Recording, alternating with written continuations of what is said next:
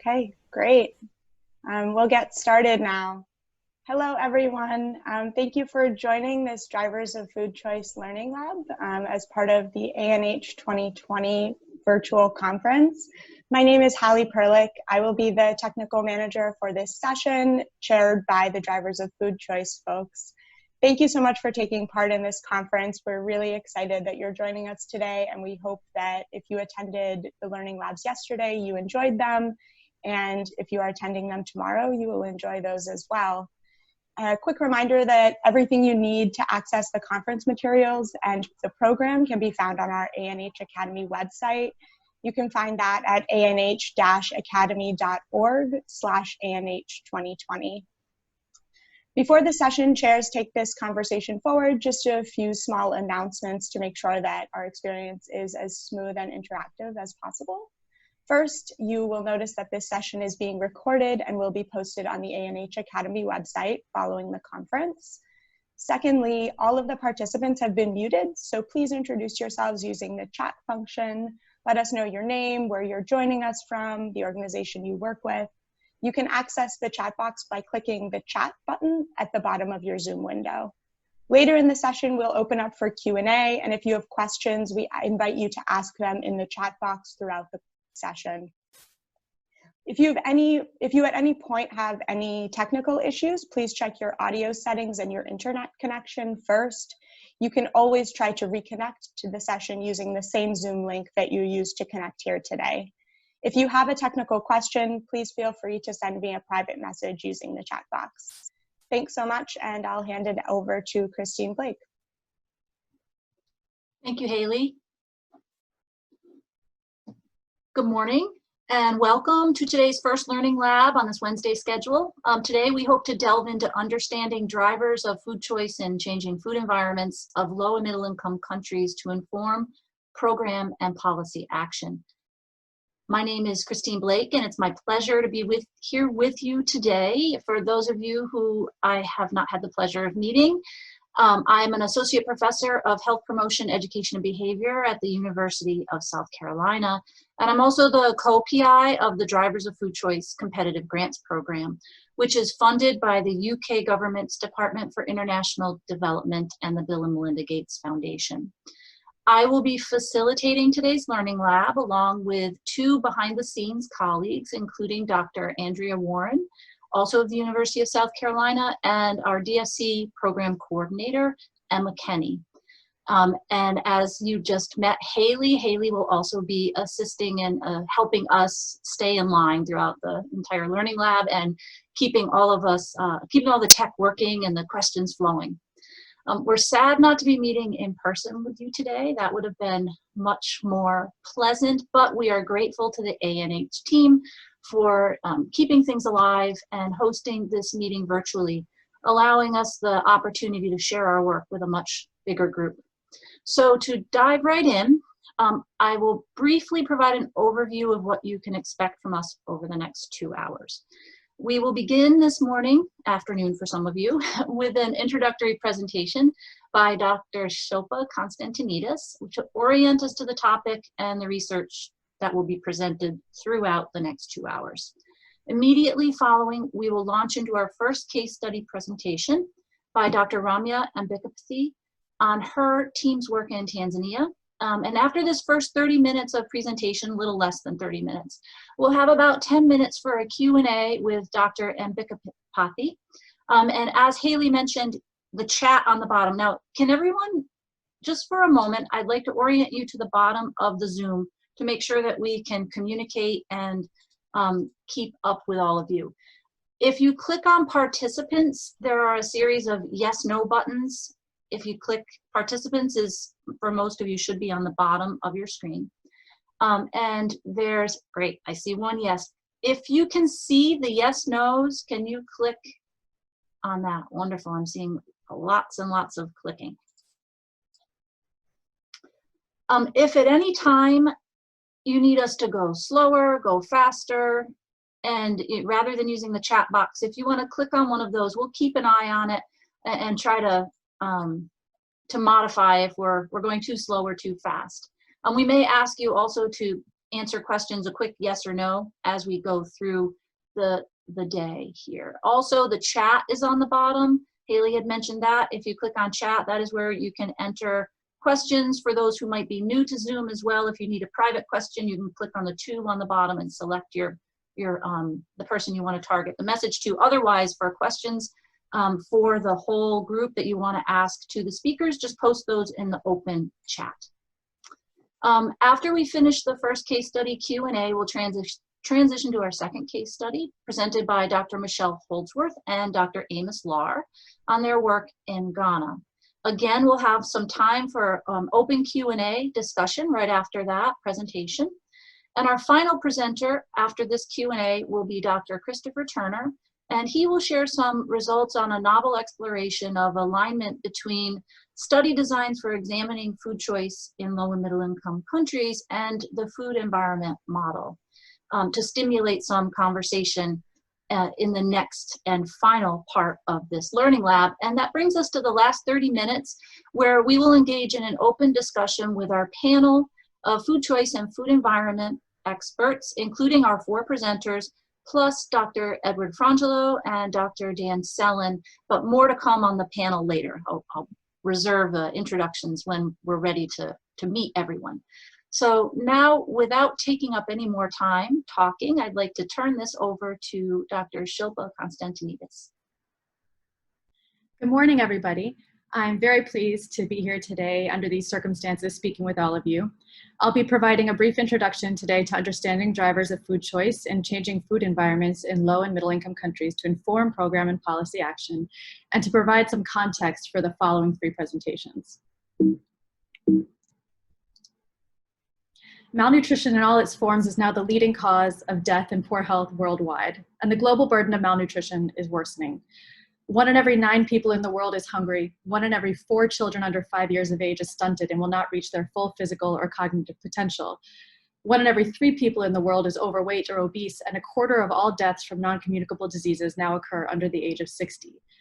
An increasing number of countries now are experiencing a double burden of malnutrition, where undernutrition coexists with overweight, obesity, and diet-related non-communicable diseases. There's been a demonstrated global commitment to improve nutrition, yet progress has been too slow to meet global targets.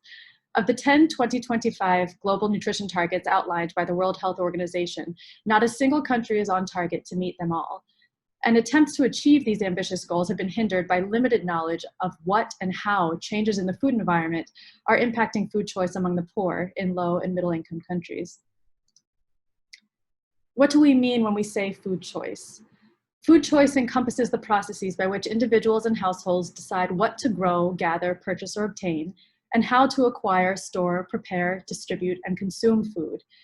Food choice behaviors are integral to social and economic expression of identities, preferences, and cultural meanings, and ultimately influence dietary intake and health. But food choice does not occur in a vacuum. And the past 15 years have seen unprecedented global changes that have altered the food options for millions of individuals and households, in some cases expanding options, and in other cases limiting them.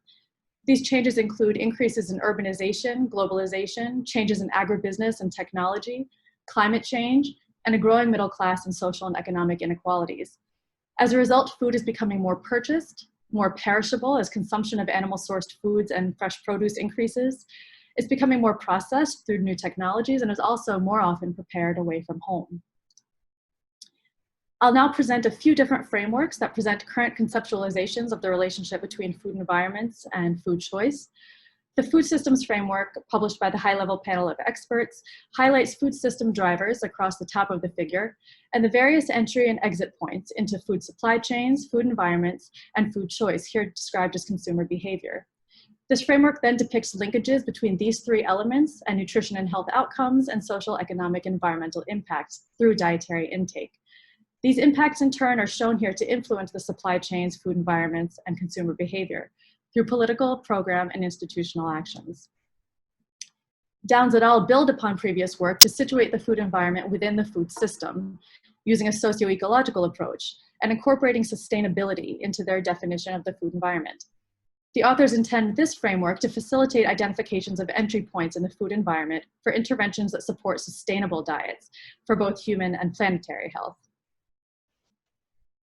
turn, I'll present a conceptual framework that situates the food environment as an interface within the wider food system from farm to flush, identifies 4 main sources of foods: market-based, agricultural production, wild harvested, and transfers, and unpacks the external and personal food environment domains and dimensions.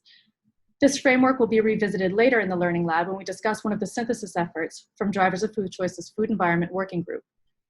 The frameworks that we have shown here are intended to identify some key components and processes of food environments and food systems in order to guide research seeking to understand the complex relationships between systems, individuals, and their diet, nutrition, and health outcomes.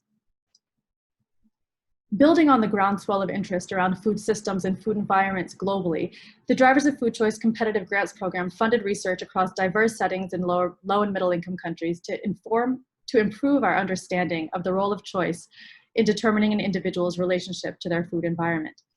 The Drivers of Food Choice program aims to facilitate, synthesize, and disseminate research to provide a deep understanding of the drivers of food choice among the poor and developing countries. And 15 projects are funded by the DFC program that are active across 10 countries in South Asia and Africa.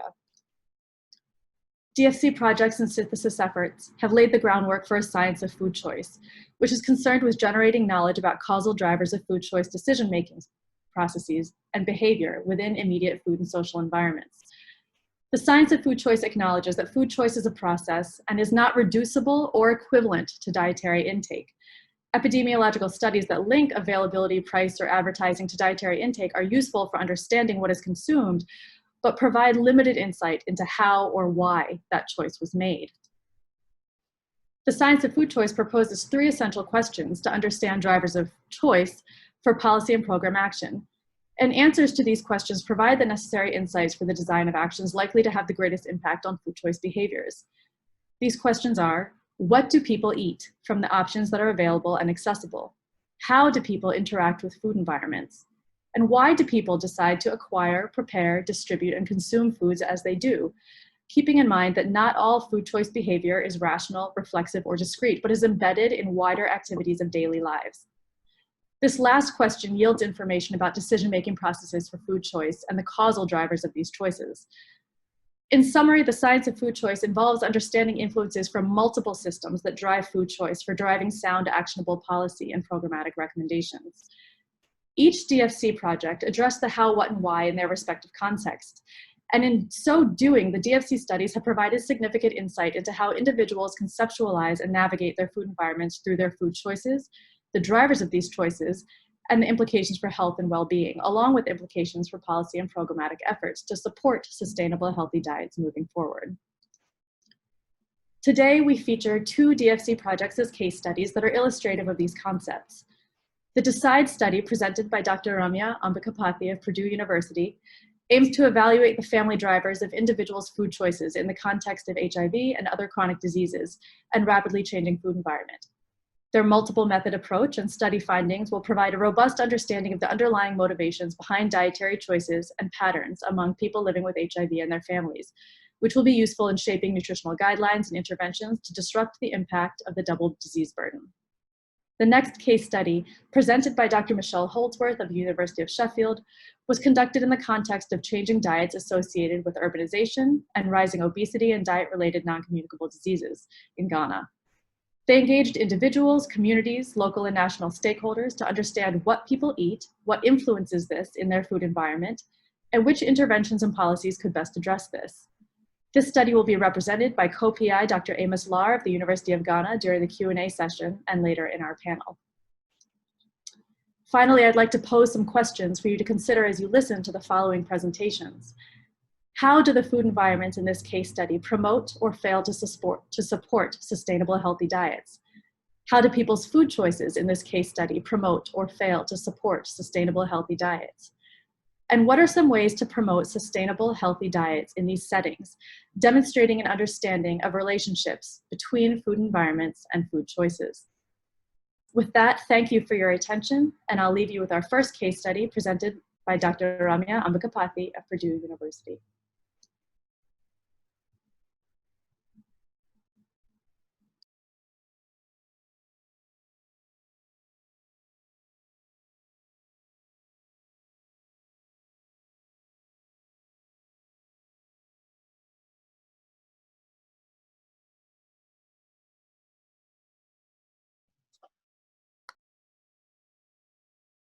to our next presentation. I want to welcome all of those who've joined us since our initial introduction. I saw some numbers ticking up.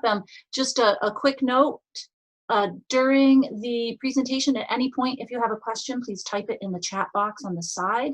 We'll have an opportunity for open question and answer right after this next presentation at around the top of the hour. So now I'd like to turn it over to Ramya.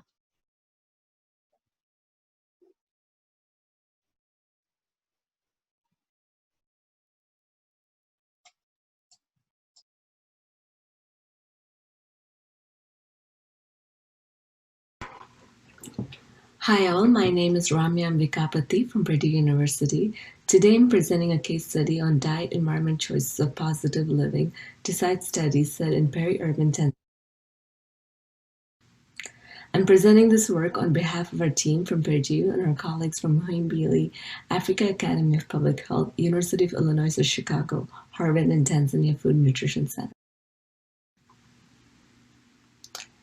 With improved care and treatment of HIV in Tanzania, people with HIV live longer, thus shifting the focus on HIV as a chronic disease.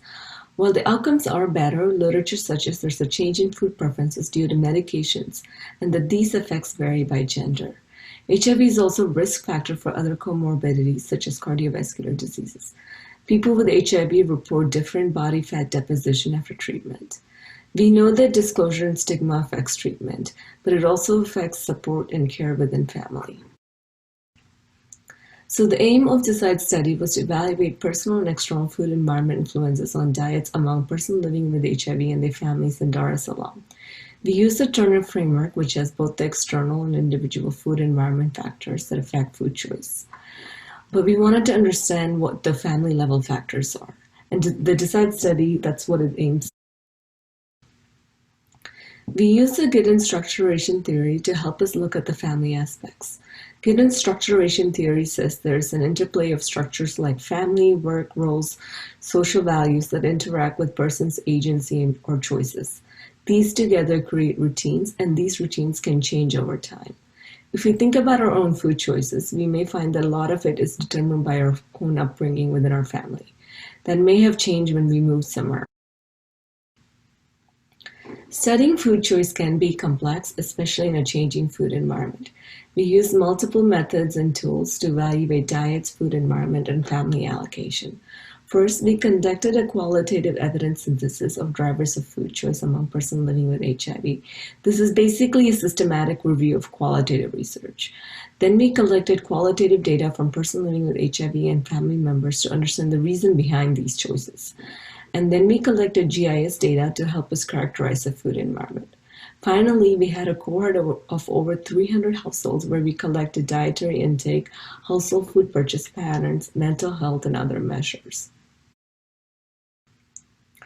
Here I'm going to focus on results from our typical food consumption in peri-urban Dar is having a porridge for breakfast, and if they can afford it, folks buy chapati or fried buns. So depending upon your wealth, your food choice would vary. For lunch, most people who work outside the home do takeouts that consist of French fries and fried chicken, as you can see from the photo here.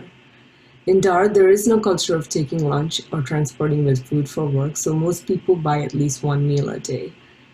For dinner, they consume meals with the family, but they're looking for labor or time-saving strategies like buying semi-prepared foods such as fried fish and adding their own sauces to the fried fish to adjust for their preferences. On the right here, I have a running summary of drivers of food choice identified in different research activities.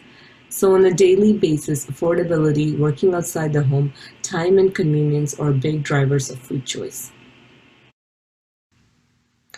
So how has food choice changed with diagnosis? Consistent with the existing literature, we also find that food preferences change due to medication and nutritional needs. For example, people say they prefer easy-to-chew foods such as the broiler chicken, which has a softer texture compared to the local chicken. And I have a quote here that illustrates a female PLHIV's preference for juice, but affordability is an issue. So she consumes soda. One thing that came out strongly was tribe and religious food preferences that still was strong despite changes in food environment and health status. We also noticed that families do accommodate person living with HIV's food preferences, even if they have to forego their own, and this is typically found among families who have disclosed and have the support. One of the important drivers of food choice was the perception of food safety and vendor properties. Customer loyalty and knowing the vendors help participants make decisions on where and what to buy. Professional-looking vendors like the women shown in the middle here, she has an apron, she has pre-cut fruit snacks wrapped in plastic foil and is considered clean. For meat choices, participants prefer modern machines and transparent windows that shows the meat. Participants mentioned a lot of time burden challenges that affects food choice. Time burden in the setting comes out in different ways, whether it's from water security, because you have to buy both salty water and fresh water in this community, effects of long commute, or the type of cooking fuel. For example, charcoal is cheaper than gas but takes longer to cook. Some strategies to overcome these challenges include buying semi-prepared food like the fried fish that I mentioned earlier, and eating on the go from mobile vendors. To summarize, the drivers of food choice from the qualitative work, we see there's external influences, built environment, food safety, chronic diseases, and family factors that affect. Next, I'm going to focus on geocoding a dynamic food environment that you typically see in low and middle income countries. So how do you geocode a dynamic food environment that is not permanent in space and time like illustration here? We did a photo transect survey where we took photos of different types of food vendors found in the study area, then discussed how to categorize them. We decided to characterize the food environment by physical structure and mobility and created 3 categories: formal, semi-formal, and informal. For example, an umbrella vendor and stalls might not be a permanent structure but is present there daily, so this would be an example of semi-formal vendor. We categorize the mobile vendor, essentially those who walk or use bicycle to sell the food, as informal food vendors. So using these typologies in discussion, we came up with a food environment survey to gather information on food vendor typologies, types of food, food groups, and food items that are sold. The tool was programmed in a tablet using Open Data Kit, so an enumerator can walk around the study area, especially the small alleyways, conducting the survey as they walk. It takes about 2 to 3 minutes if it's a formal or semi-formal vendor, less than a minute if it's an informal vendor. Because these folks are moving. We just wanted to collect something very quick that's basically the gender of the informal vendor and the food item they're selling. Each of these surveys were geocoded so we could map the food environment. Here's a map of over 6,000 food vendors surveyed in the study area. So this is like a food census, food environment census. The entire study area is about 10 square kilometers. Although it may seem small, it's home to about 100,000 residents. It's located about 20 kilometers from Dar es Salaam city center. Different color icons here represents different types of vendors found in this study area. Here's the same map overlaid with just the mobile vendors and restaurants. There's a lot more mobile vendors here, and they're spatially distributed across the study area. There's a lot less number of restaurants. They're typically concentrated on the main street, and that's what you would expect. Mobile vendors are a lot more accessible. When we looked at the vendors' gender across food environment typology, we see a lot more differences in the semi-formal vendors, where 70% are women. Women typically sell the lower priced food items such as vegetables and prepared snacks. Men sell the boiled eggs, meat, fruits, and packaged foods. And this is an important trend in Tanzania, where mobile vendors are used to meet the increased demand in processed and packaged foods. Domestic companies do a lot of branding where they recruit and train mobile hawkers with uniform, badges, and coolers, so it targets the perception of food safety that I was referring earlier. It makes them more approachable, and they're also able to navigate traffic, so thus increasing the accessibility to these types of food. The last research activity is the cohort measurements of over 300 households with persons living with HIV. As I mentioned earlier, we collected dietary intake, household food purchase patterns, mental health, and other measures. Out of these, we were able to collect the same information on 200 members. Here we asked about household food purchase patterns of 49 selected food items in the last 7 days. Then we asked them how many times they bought it and where they bought it from. This is based on a previously validated research done in Peru. This plot here shows the percent of household buying various vegetables in the last 7 days, and it's categorized by household food insecurity status. Food purchasing patterns do vary by food security status, as you would expect. From our qualitative work, we find that when people do have the money, they buy it in larger quantities. So that's why you see generally the food secure households, as shown in the black bar, tends to purchase less because they can buy more and store in large quantities. From the same survey, we looked at household food sourcing patterns. Shown here are the 3 plots looking at frequency of purchase. The colors represent where they purchased from. Dark and light gray represents formal and semi-formal vendors, while blue is informal vendors. You can see that most of the food items under staples are typically purchased at formal, semi-formal vendors, and then meat and most notably fresh produce is marketed by informal food vendors. This is reflective of the food system transformation that happened in the US and European countries. You first see the grain value chain stabilize, then the animal food value chain stabilize, and fresh produce. And it's reflected in the physical structures that these vendors use. Here are the results from the qualitative dietary data collection of persons living with HIV and their adult family member. We calculated family adequacy ratio for energy here, which is just energy of person living with HIV adjusted for his or her body weight divided by the energy of family member adjusted for his or her body weight. Here we plotted the ratios by gender of the person living with HIV and the family caregiver. If it's an equitable allocation of calories, you would expect a ratio of 1. So on the y-axis is the family adequacy ratio. For example, the median FAR ratio is 1.2 between a male HIV and a female family member.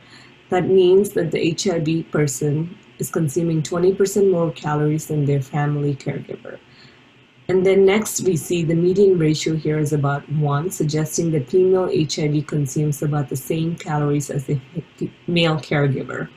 And then lastly, the FAR is 1.15, suggesting that the female HIV has 15% more calories compared to their family member. In general, what we see is that person living with HIV consume more if they have a female caregiver compared to a male caregiver. The importance of looking at FAR is that in addition to personal and external food environment, there's family allocation and other factors that determines the dietary intake. In this sample, 30% of the households do mention at least one person in the family has hypertension or diabetes and cancer.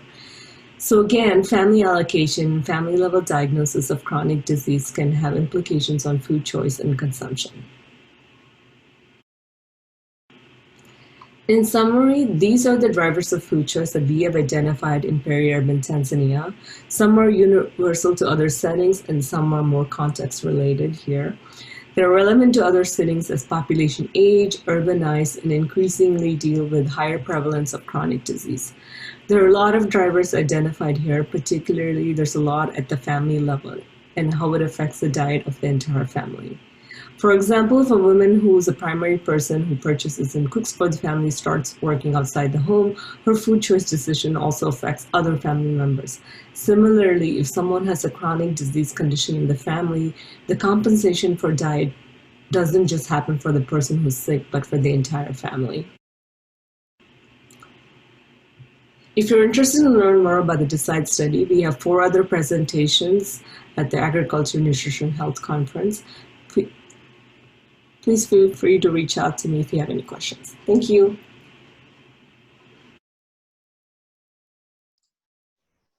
Wonderful, thank you. Thank you, Ramya.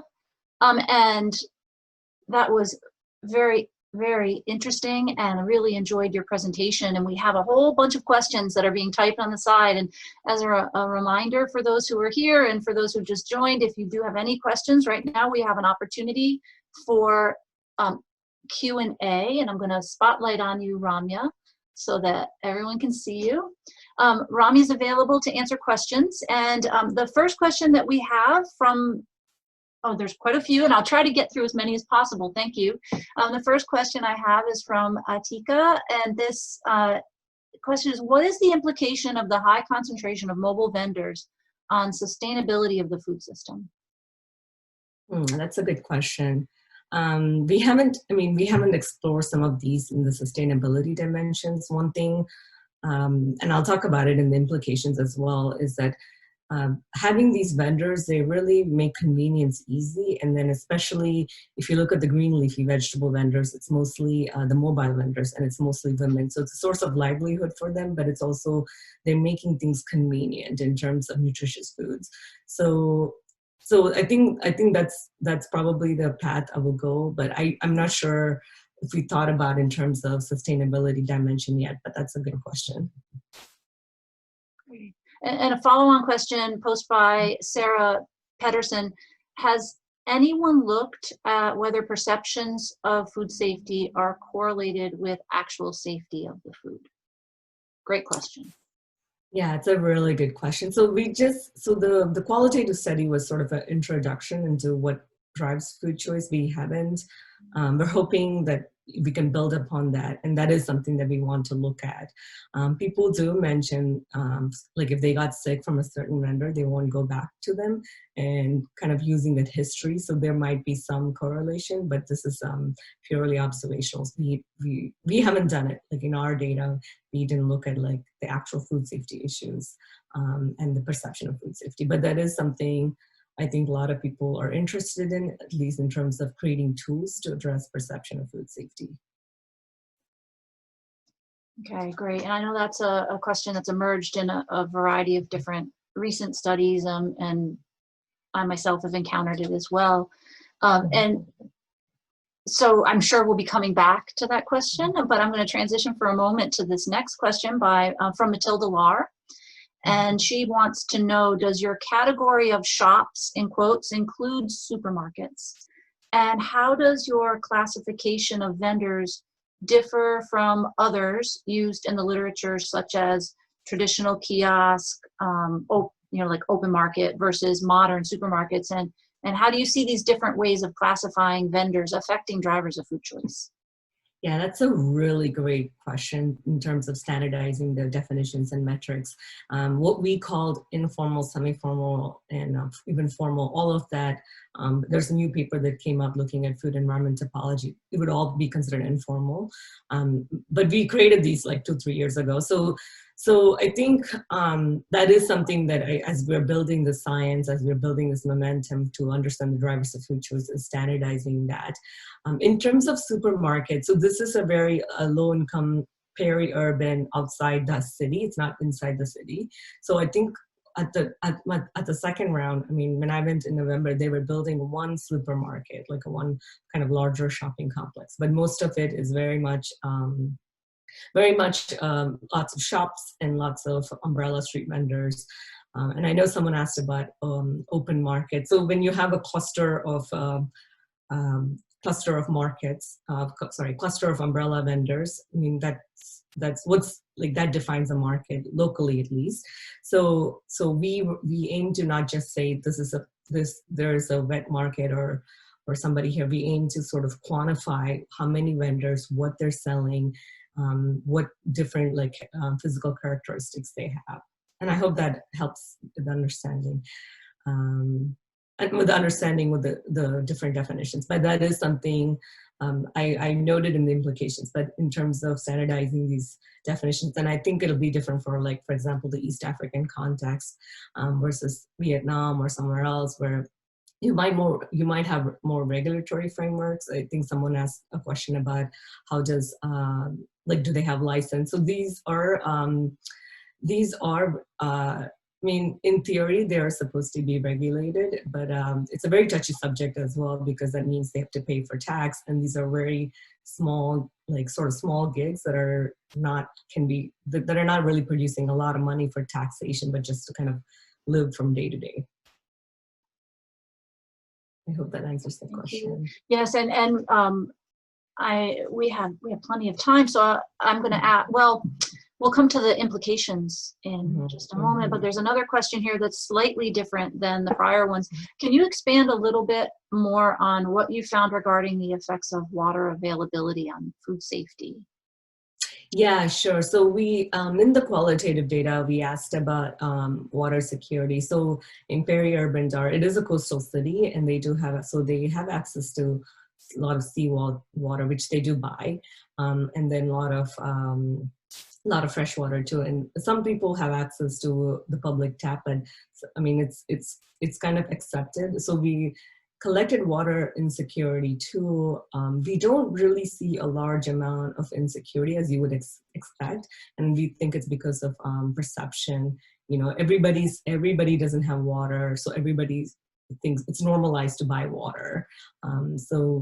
But the way it affects food choice is that, you know, in terms of when you're cooking your own food, you have to wash the food, you have to boil it, you have to wash the dishes afterwards. So people think an opportunity cost. So in terms of, it's almost easy to buy like fried fish and just kind of add your own sauces, or just buy it to go rather than spend a lot of resources on that. Great. Ramya, we're going to give you some time to share your implications as well in just a moment, but I'm going to ask one more question and then give you an opportunity to share that. And this is from Aurelia Bekov, and she says, "Hi, Ramya. Thank you for a nice presentation. Did you make a distinction between being on ART treatment for HIV and those who were not? The ART treatment may also influence body composition." Yes, great question. So I should have mentioned this earlier, but I apologize. I know people said I went too fast. I had 15 minutes and I had to squeeze a lot of information in there.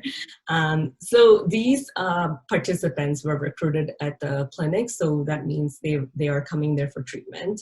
We do have diagnosis of HIV, like how long the years since their diagnosis. And I think the median age is about 4 years. So people have been diagnosed with HIV for 4 years. And then generally, I think over 80 or 90% rate, the ART adherence is pretty good. So it's probably a very special population. And I do mention, for the FAR, the family adequacy ratio, and I'll also note that it's 2 adult family members. We did not do any children or anything, so it's comparing one adult to another adult. I lost my train of thought. Yeah, so we looked at compared 2 adults, and the subset where we had the family member, you can see that it's usually among family that's been disclosed. So this is a very special population with a very, I'll mention some of the selection criteria, but we do think it's a very, because we wanted to look at families, and then our selection criteria kind of picks this like special group, even within the whole HIV population. Great. Well, we have a couple minutes just now before we transition to our next case study. Ramya, would you like to, we can share the slide with the implications. Would you briefly like to go over the implications now that we've had some time to answer questions? We will come back to this conversation along with the other case studies and the presentation during the panel discussion. So if your question was not addressed, or if you have another question that emerges during the implications presentation, please add that at any time to the chat box, and we're compiling those and we'll try to get to those questions.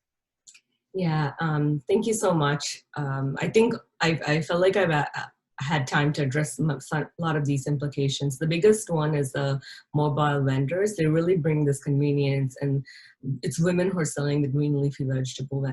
So just thinking about how we can promote them and support it. And these are sort of the side jobs that they have, like the gig economy. So just thinking about legal frameworks that supports them and to make it easier for them to become a vendor is something that I've been thinking about. And also on the public health side, they could be, if we have access to these people, we could like talk about food safety and promote healthy eating patterns. So that was one big thing that came out. And the other one that I want to focus on is targeting family as a unit of intervention for dietary recommendations.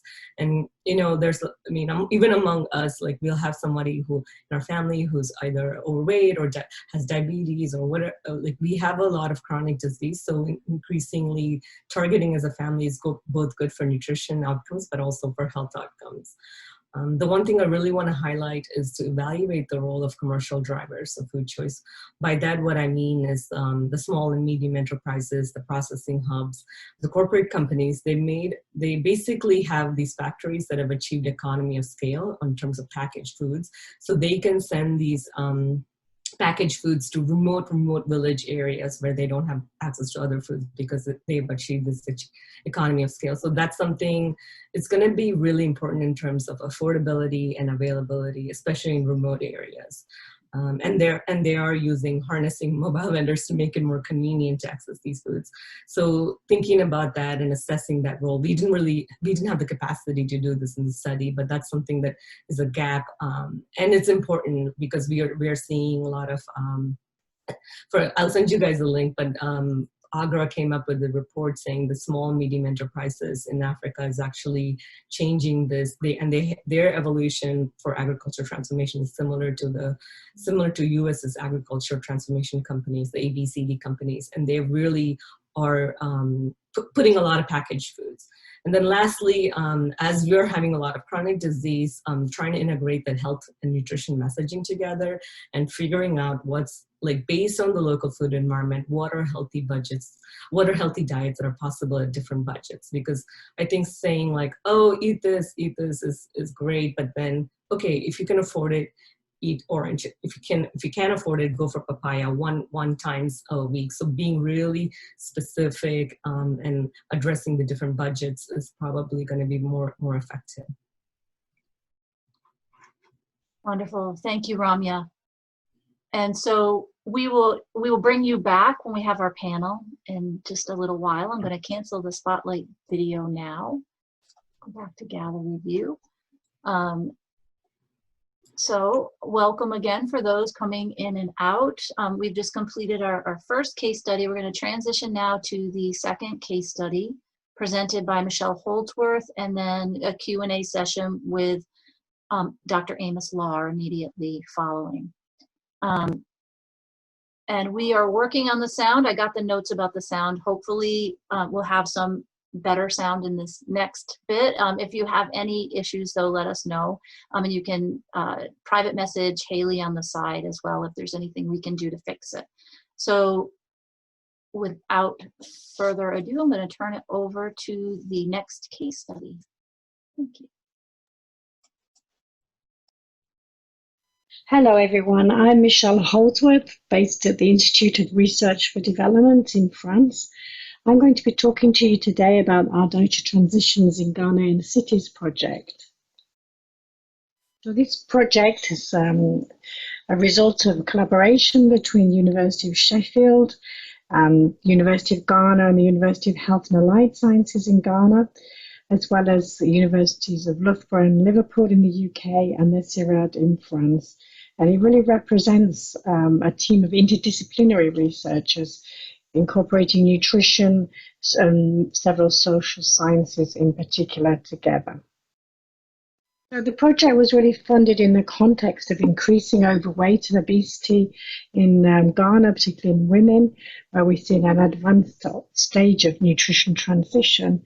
And non-communicable diseases are recognized as public health concern by stakeholders, which is really reflected in the fact that there is national policy on non-communicable disease prevention, and an emphasis really that this policy needed to respect the cultural context, which is why our project was funded.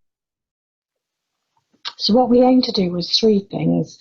Firstly, to assess current food consumption and dietary practices in Ghanaian cities, to look at the factors that were influencing this food consumption, and also from that identify what interventions and policies would be relevant to then go on and promote healthier diet.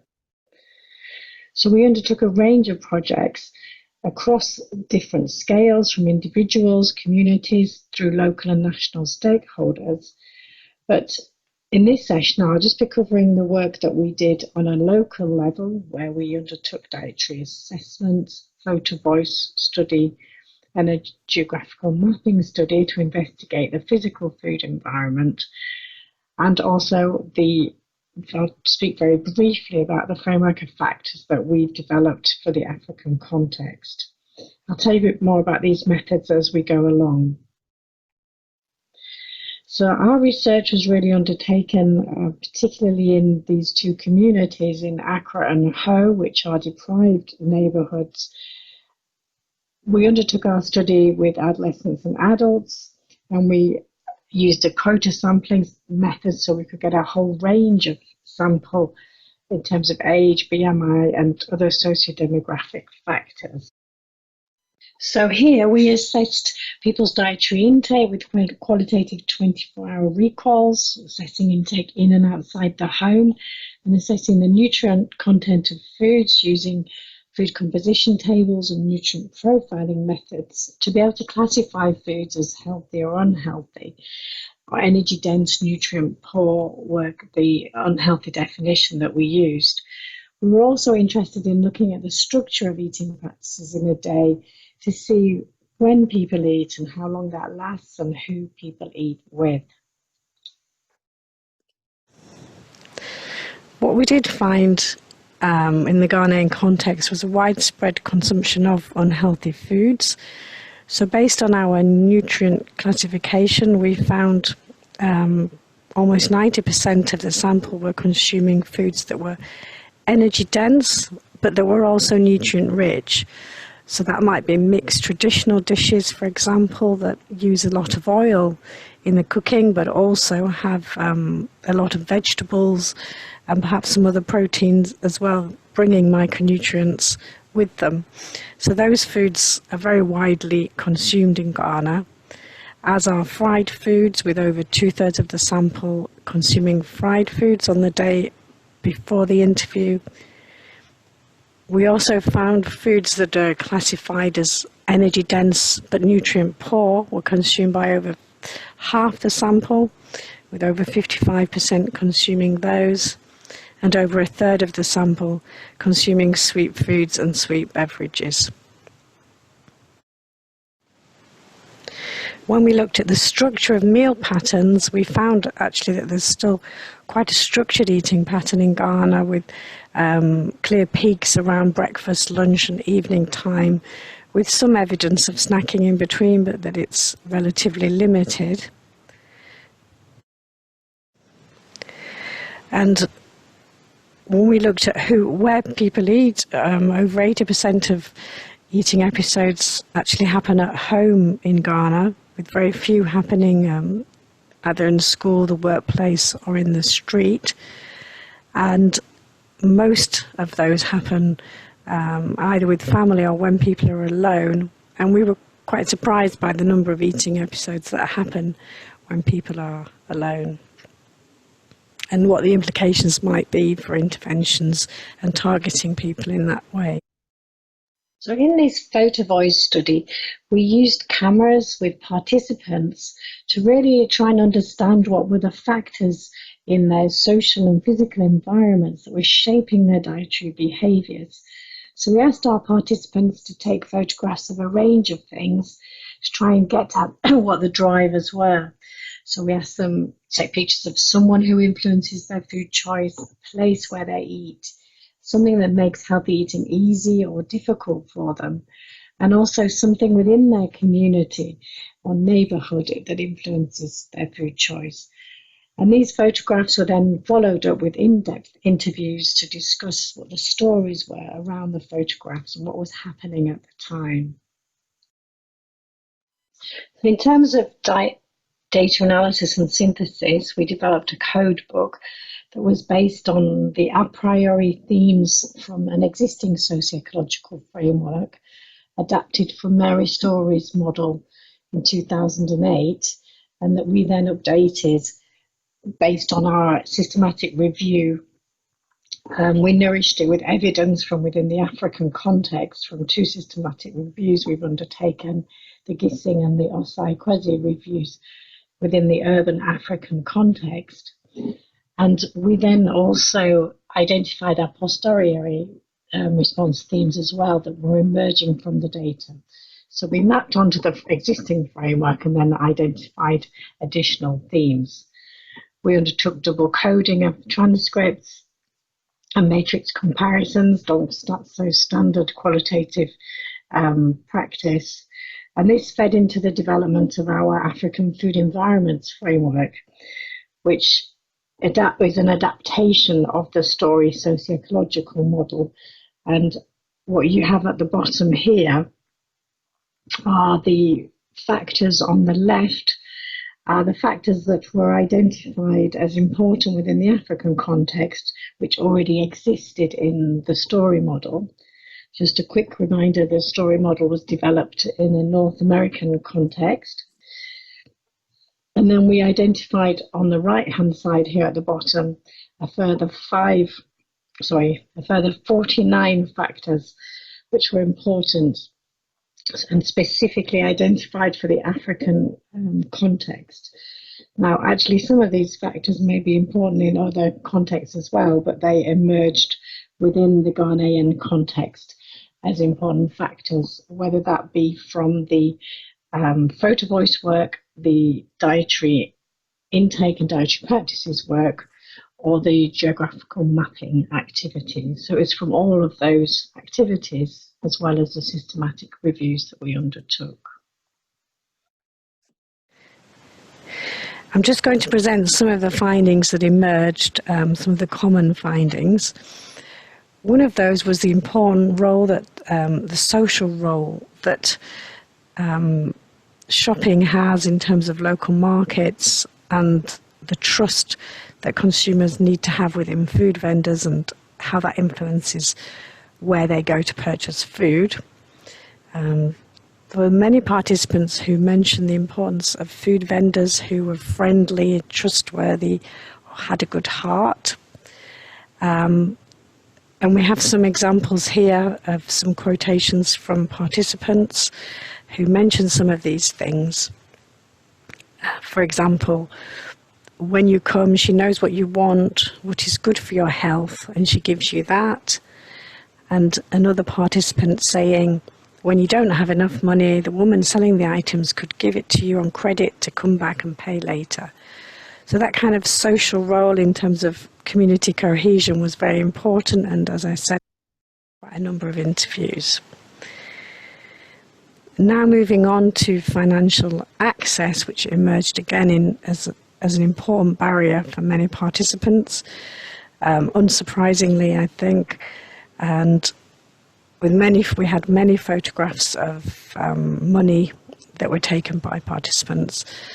Here's a couple of examples, with one participant saying, I can't afford to spend money on tea and bread, so I will let them go and buy instant noodles to eat in the evening. Here she's referring to her children's food choices. And then another participant saying that we won't eat in the morning because the food is not much. So if we eat in the morning, there won't be enough for the afternoon, and there's no money to go and buy some food. So this illustrating that kind of juggling that families are having to do in terms of being able to eat with the money that they actually have. Another issue that arose a lot with photo voice was the food safety, and particularly food safety of vendors in the street and in the community, and how that was very important in terms of driving choice. And we have an example here of a participant who chooses to shop at this woman's food stall, saying that she does that because she covers her food with clean materials to prevent flies. When she's not selling, she tries to always clean the surroundings and the utensils. Because of that, I always like to buy food at her shop so I don't get stomach problems. Related to that was another example here around the sort of wider food hygiene and environmental sanitation environment that was also raised by many participants, with an example of one saying, "I cannot go and buy sickness. I don't have enough money, and then I will go buy food from a place which is not neat to eat."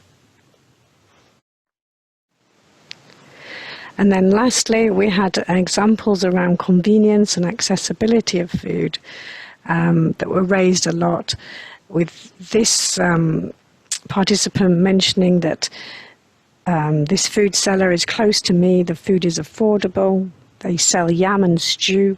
By 12 p.m. the food is ready and the food is always hot, and that's how I like it.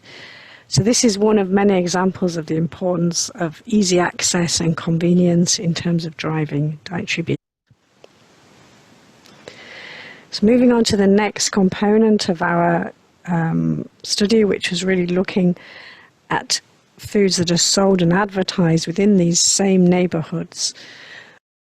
We assessed this by undertaking community audits, assessing every food outlet, what they sold, and also how many advertisements there were on the food outlets, but also in the surrounding areas. And we noted that with GPS coordinates. What we found, we sampled within the Jamestown community. There were over 400 outlets, and in Ho, over 200 outlets. So we sampled all of the food outlets in each of those communities, finding that the vast majority were informal outlets with a wide diversity of foods available. So lots of foods categorized as healthy and lots as unhealthy were available. And in terms of advertising, we found that around a quarter of food outlets had adverts, mainly posters, and most of the advertising was actually for drinks, whether that was milk, alcohol, or sugar-sweetened beverages. The latter being the most advertised, with over half of the adverts in Accra being for sugar-sweetened beverages and over a third in Ho. So just to summarize, we found some of the key factors influencing diets were the role of families, and financial access and food safety were all seen as paramount influences. And we found that drivers of food choice across all the different food environment levels are important, which suggests to us that policies and interventions are needed across all these different levels. We also found many factors, almost 50, that were specifically identified for the urban African context, that are not currently captured from an existing socio-ecological framework. And we've adapted our framework to take account of this context. And this really offers the opportunities for us to create interventions and policies to prevent nutrition-related non-communicable diseases, as well as other forms of malnutrition that exist in these communities, and to create these that are actually specifically adapted to the community we find them in. So I'd like to finish by thanking our funders, the Drivers of Food Choice programme, which is funded by UK Aid, Bill and Melinda Gates Foundation, and managed by the University of South Carolina. Thank you. Thank you. And I'm going to turn this over to Amos Lahr. Amos, I'm going to pin your video, if that's okay, or excuse me, spotlight your video.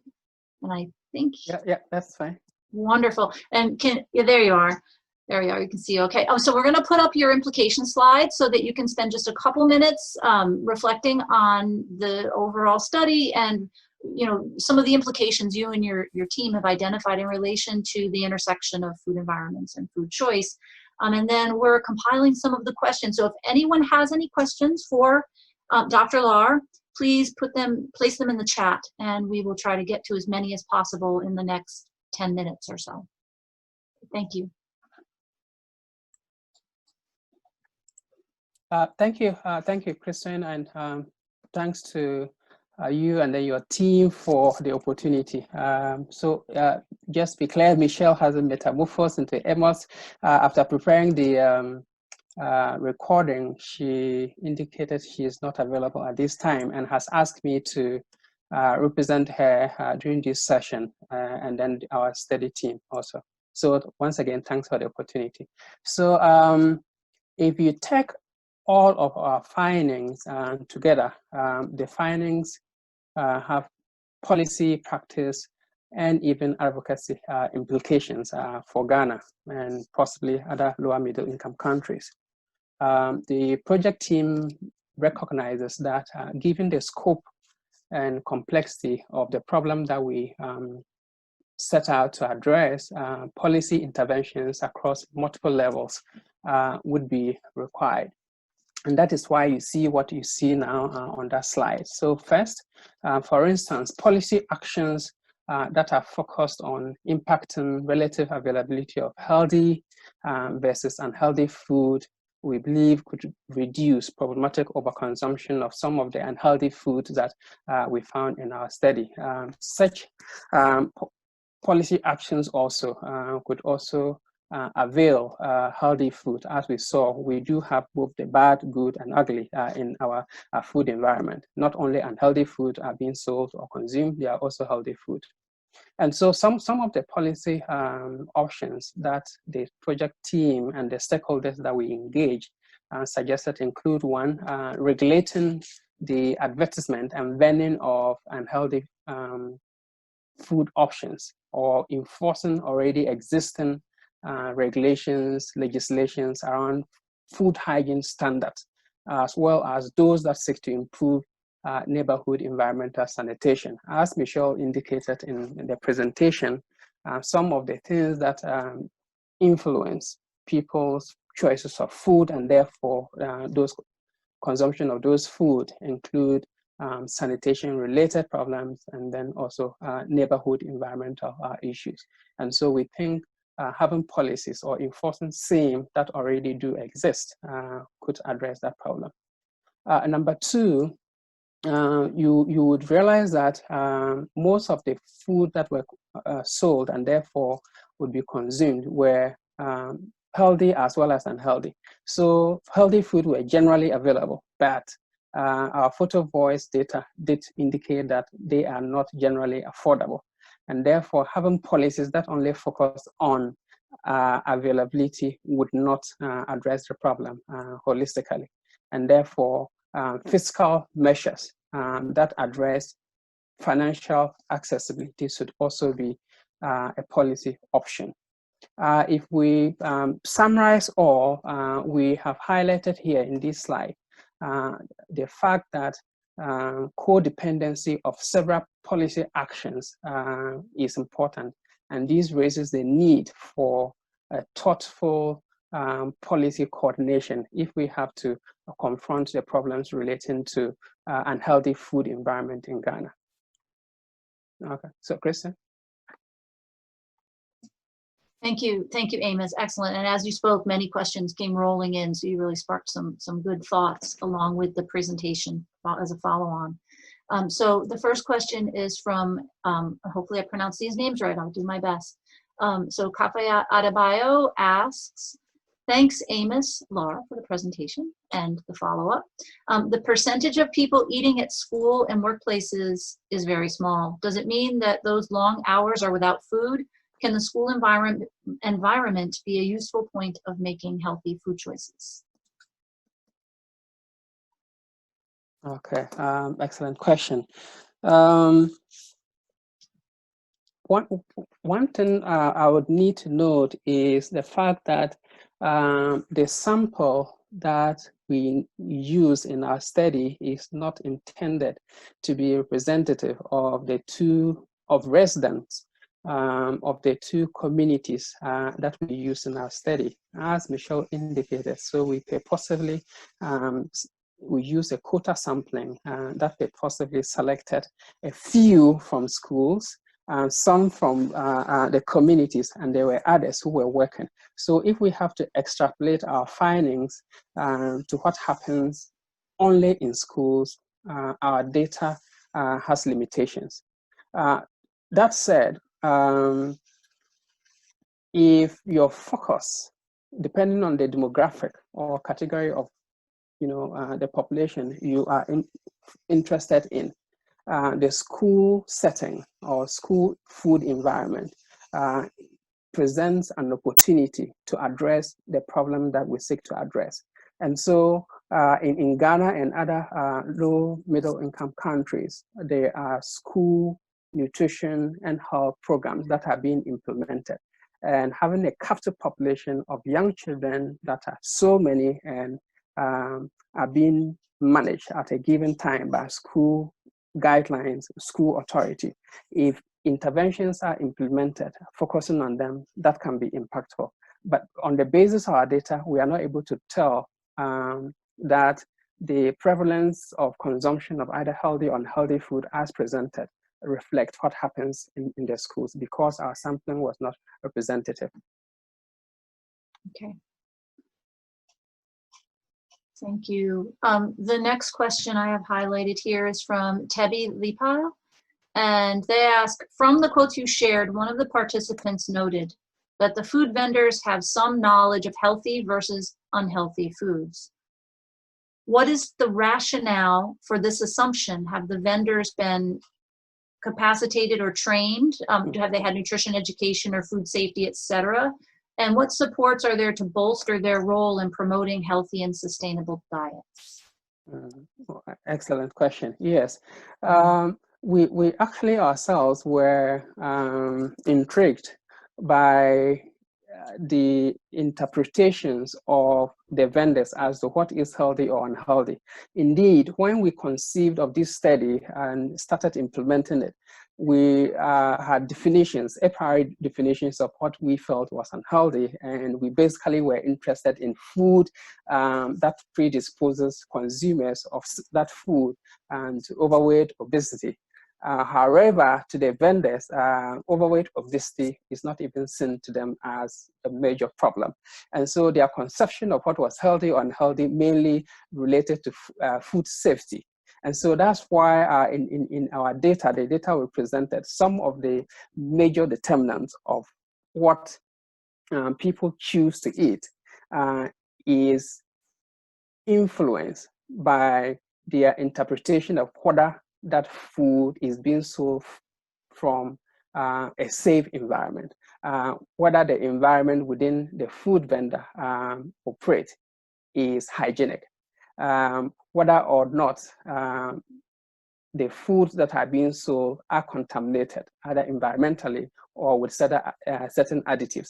And so as far as the vendors are concerned, our definition of unhealthiness, which was mainly relating to having energy dense and then nutrient poor, which has the potential to make someone overweight, obese, and therefore related non-communicable diseases, wasn't what they were interested in or were presenting as healthy or unhealthy. So they just focused on food hygiene and then food safety. So you are right.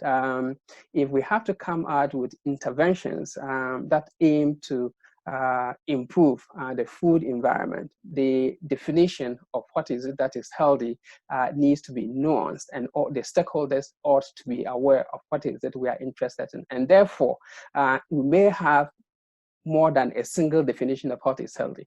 A healthy food, as far as focus on preventing obesity and related complications, could have a definition, and then we could have another definition that focuses on hygiene, as the vendors and then consumers are interested in. So that is important. Great. Thank you, Amos. And, and just looking at all your questions, and thank you for typing those as well on the side. Many of the participants were asking, how did everybody, including Salome with her group in Kenya and others, how did people define healthy? So I think that sounds like it's a really important point, not just from the vendor's perspective, but also the participants in clarifying the message and helping to be consistent in that. And I really appreciate your response. But a slight transition now in the questioning related to the next part, the advertising. And Anna Vanderkooy asks, did advertising, especially of healthy options, come up in the interviews with adolescents or adults as a driver of food choice or only the food outlet survey? Okay, so, as far as advertising is concerned and the advertising data we presented here are concerned, these are those that were generated through community mapping survey. And so we use GPS using GPS equipment to map adverts that were in the communities. And that is where we found that most of the adverts were of unhealthy food, sweet food, sugar sweetened beverages. The interaction we had with adolescents and women that relate to the photo voice didn't project advertising as a major problem. So the advertising data that we present relates to the GPS mapping that we did of outdoor advertising. So that is not, what we presented has nothing to do with the views of the study participants that we engaged. Okay, great. So thank you. So that was something that you had monitored in your food environment work, but you're saying it didn't emerge from the photo voice or the interviews as something people consciously articulated as an influence, even though it was operating to influence them. Is that correct? Exactly. However, it did emerge in another component of our work, which is not presented today, and that is the national level engagement with national level stakeholders through our food epi exercise, which is not presented today. Those stakeholders, which we believe unquote, enlighten or abreast of issues relating to overweight, obesity, and nutrition-related problems, did identify advertising as a major problem, and therefore went ahead to provide suggestions as to the need to regulate them. However, as Michelle indicated, she focused on component of the study that looked at people in their neighborhood, community, people in their communities, and then communities, and then their neighborhood. Priorities at the national level was not presented today, but I have the opportunity now to indicate that yes, it was an important priority, policy priority by the stakeholders that we engaged, and these included both government stakeholders and then non-government stakeholders. Great. Right, and so the questions are pouring in right now, and I'm going to jump to the next one. This follows along with the advertising question. Do you have, what do you think are some of the, and this is from Rigyani Segal, and they ask, what are some of the ways in which location of advertisements of unhealthy options can be influenced? I would anticipate hesitation, in parentheses, milder words, from private companies and hence government. Okay. Yes. So our study identified a number of policy options that were categorized, on the one hand as important, and then on the other as feasible to implement. And so if you take this particular issue or question, it relates to one of the options that were identified to be very important, yet may be challenging to implement. And so, for example, elsewhere in other countries, zoning laws have been promulgated that prevent certain adverts from being mounted or being done at certain radii, especially if, for example, it is closer to a public place where there are children, maybe a school.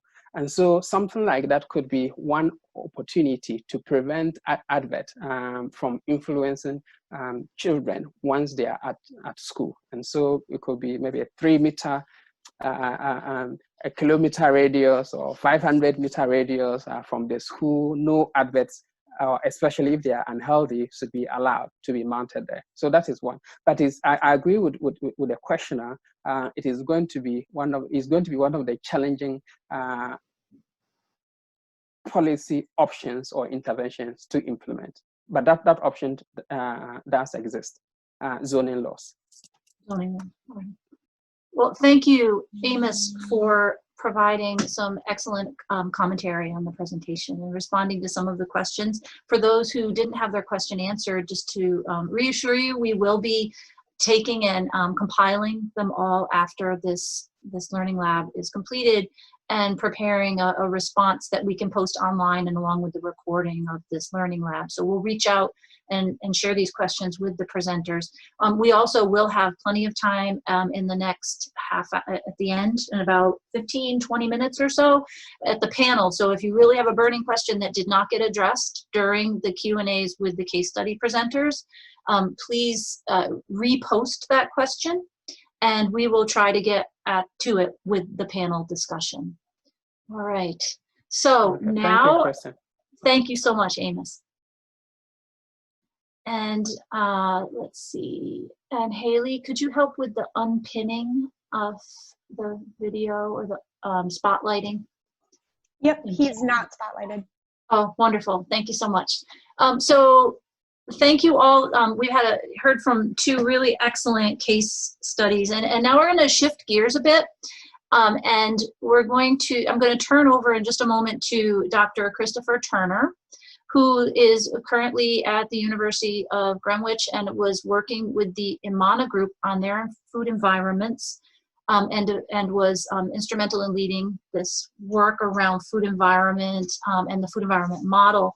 And he and some of our team at the Drivers of Food Choice, in particular Shilpa, who opened up the session today, he and Shilpa and a team of many people who are too numerous to name at the moment, but we will refer back to in the documentation later to make sure they get we reference their involvement, as well as Chris will do that as well. He will be talking to us a little bit about the Drivers of Food Choice program and the projects that were conducted, looking at the designs and reflecting on the intersection of the food environment and food choice. And so, Chris, I'm going to turn it over to you now and mute my microphone.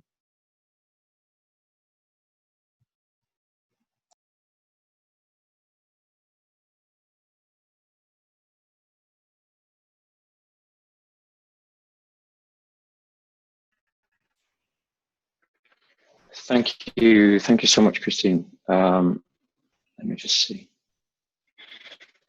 Can you just give me a thumbs up if you can see the presentation slide?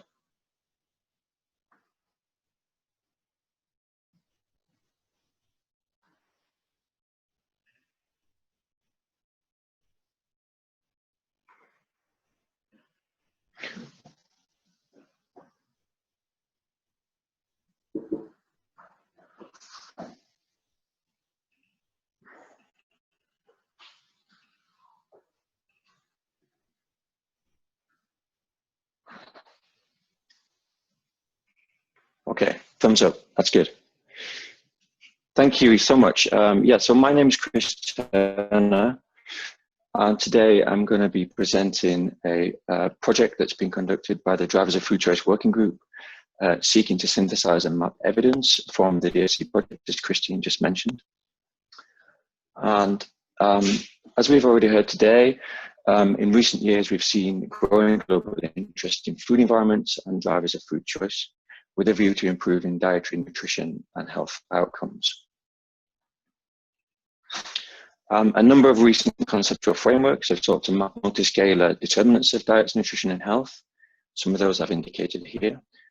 And whilst there are some inconsistencies across the literature in the way that food environments and food choice have been conceptualized, there is increasing consensus around the concept of the food environment as an interface within the wider food system, where consumers interact with food sources. Here is a diagram from the ANH Food Environment Working Group that depicts the food environment as this interface, that's the white sphere, within a wider food system, from farm all the way on the left to flush on the right, and the four main food sources that Shilpa helpfully outlined earlier.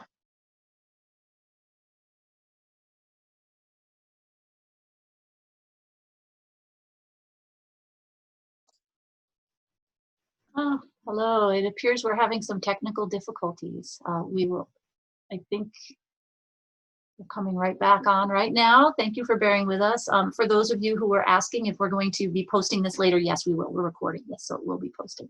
All right, Chris, you set? Want me to turn it back over to you? Am I back now? Sorry, I dropped off there a second. You are back. Brilliant, great. Okay, so let's continue.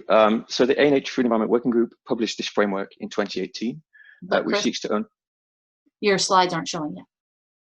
Ah, okay, let's try that again.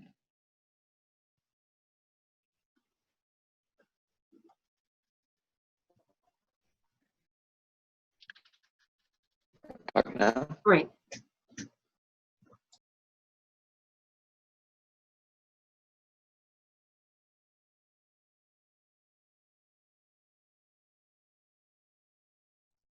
Okay, good.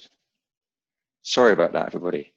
So yeah, the ANH Food Environment Working Group published this framework in 2018, and it seeks to unpack the food environment as this interface within the wider food system. And it identifies the external and personal food environment domains drawn from socio-ecological theory. As we've already discussed this earlier, I'm not going to go into too much detail, but what I will say is that this framework has been adapted within a wider literature, Systems for Children and Adolescents framework, as well as by the UNSCN in the Nutrition 44 Bulletin, and more recently as part of their COVID-19 response.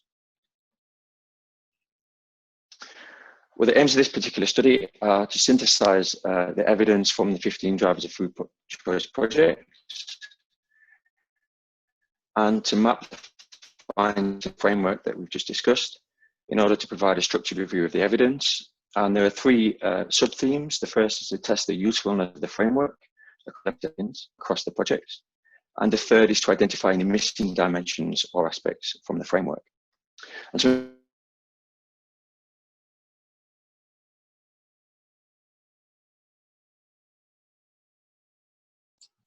Okay. Well, hello. It appears we are having a technical difficulty. I'm suspecting we're having a connection issue. So, Chris, I have a backup. Sorry, I'm back. Do you want me to turn off my camera and try? It seems it's yes. saying that I've got an unstable connection. So if I turn off the camera, maybe that will help. Okay. And let me share again. It's not going as smoothly as I'd planned. Okay. No, that's better. That's great. So yes, in terms of the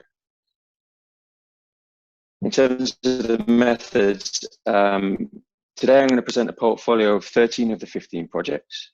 So we created a data extraction matrix that was populated by the PIs of each of the projects. And here you can see some of the key characteristics that we extracted from the studies in terms of the dimensions that were studied, the outcomes, as well as the empirical results, and some critically PI reflections on the usefulness of the framework. We then used thematic analysis from across the projects to identify convergent themes related to drivers of food choice and also the conceptual framework. So moving on quickly to some of the characteristics. Collectively, the portfolio of 13 projects spanned 9 LMICs across 4 regions, including East Africa, South Asia, West Africa, and Southeast Asia. Just to clarify, the 2 projects that are currently missing from the analysis are located in India and Indonesia. Overall, the projects were located in a range of rural, peri-urban, and urban settings, and all of the projects featured mixed methods. Lots of time, but what I will do is to show you the food environment dimensions that have been studied. So collectively, the DFC projects broadly address dimensions from the external and personal food environment domains in equal measure. On average, studies investigated 5 dimensions, with a minimum being 2 and a maximum being 7. Regarding the external food environment dimensions, availability was the most commonly studied, followed by prices, vendor and product properties, and marketing regulation. In terms of the personal dimensions, desirability was the most commonly studied, followed by accessibility, affordability, and convenience. So moving on to some of the primary food drivers of food choice across the projects. Here I have an exploded view of the food environment dimensions. And we identified 3 primary themes. The first theme relates to food prices and affordability, which were consistently found to be key drivers of food choice and were highlighted by 7 PIs across studies from India, Malawi, Uganda, Tanzania, and Ghana. For example, amongst rural pastoralists in Tanzania, shifts in food prices were identified as a significant factor influencing the food purchased in markets, and were also key in the decision-making of pastoralists regarding whether to sell or retain their produce. In Ghana, affordability was highlighted as a barrier to accessing good quality and healthy foods, as we've already just heard from Michelle's presentation and also followed up by Amos. And it was actually found that the consumption of healthy foods in this setting may be actually been mediated by the low cost of these items. The second key theme relates to food availability, and this was identified by 5 PIs across a range of contexts, including Uganda, Tanzania, India, Vietnam, and Nepal. For example, in poor communities in rural parts of northern Uganda, the availability of sufficient foods, and in particular, the availability of diverse foods, was identified as a key factor in driving food consumption patterns. In fact, over half of the 40 households interviewed in the study felt some kind of anxiety or uncertainty over food supply in this rural setting.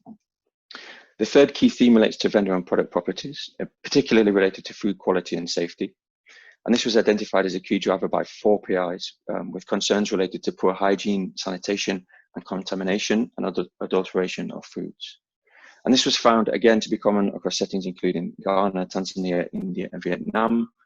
We've just heard again from Michelle and Amos highlighting some of these challenges.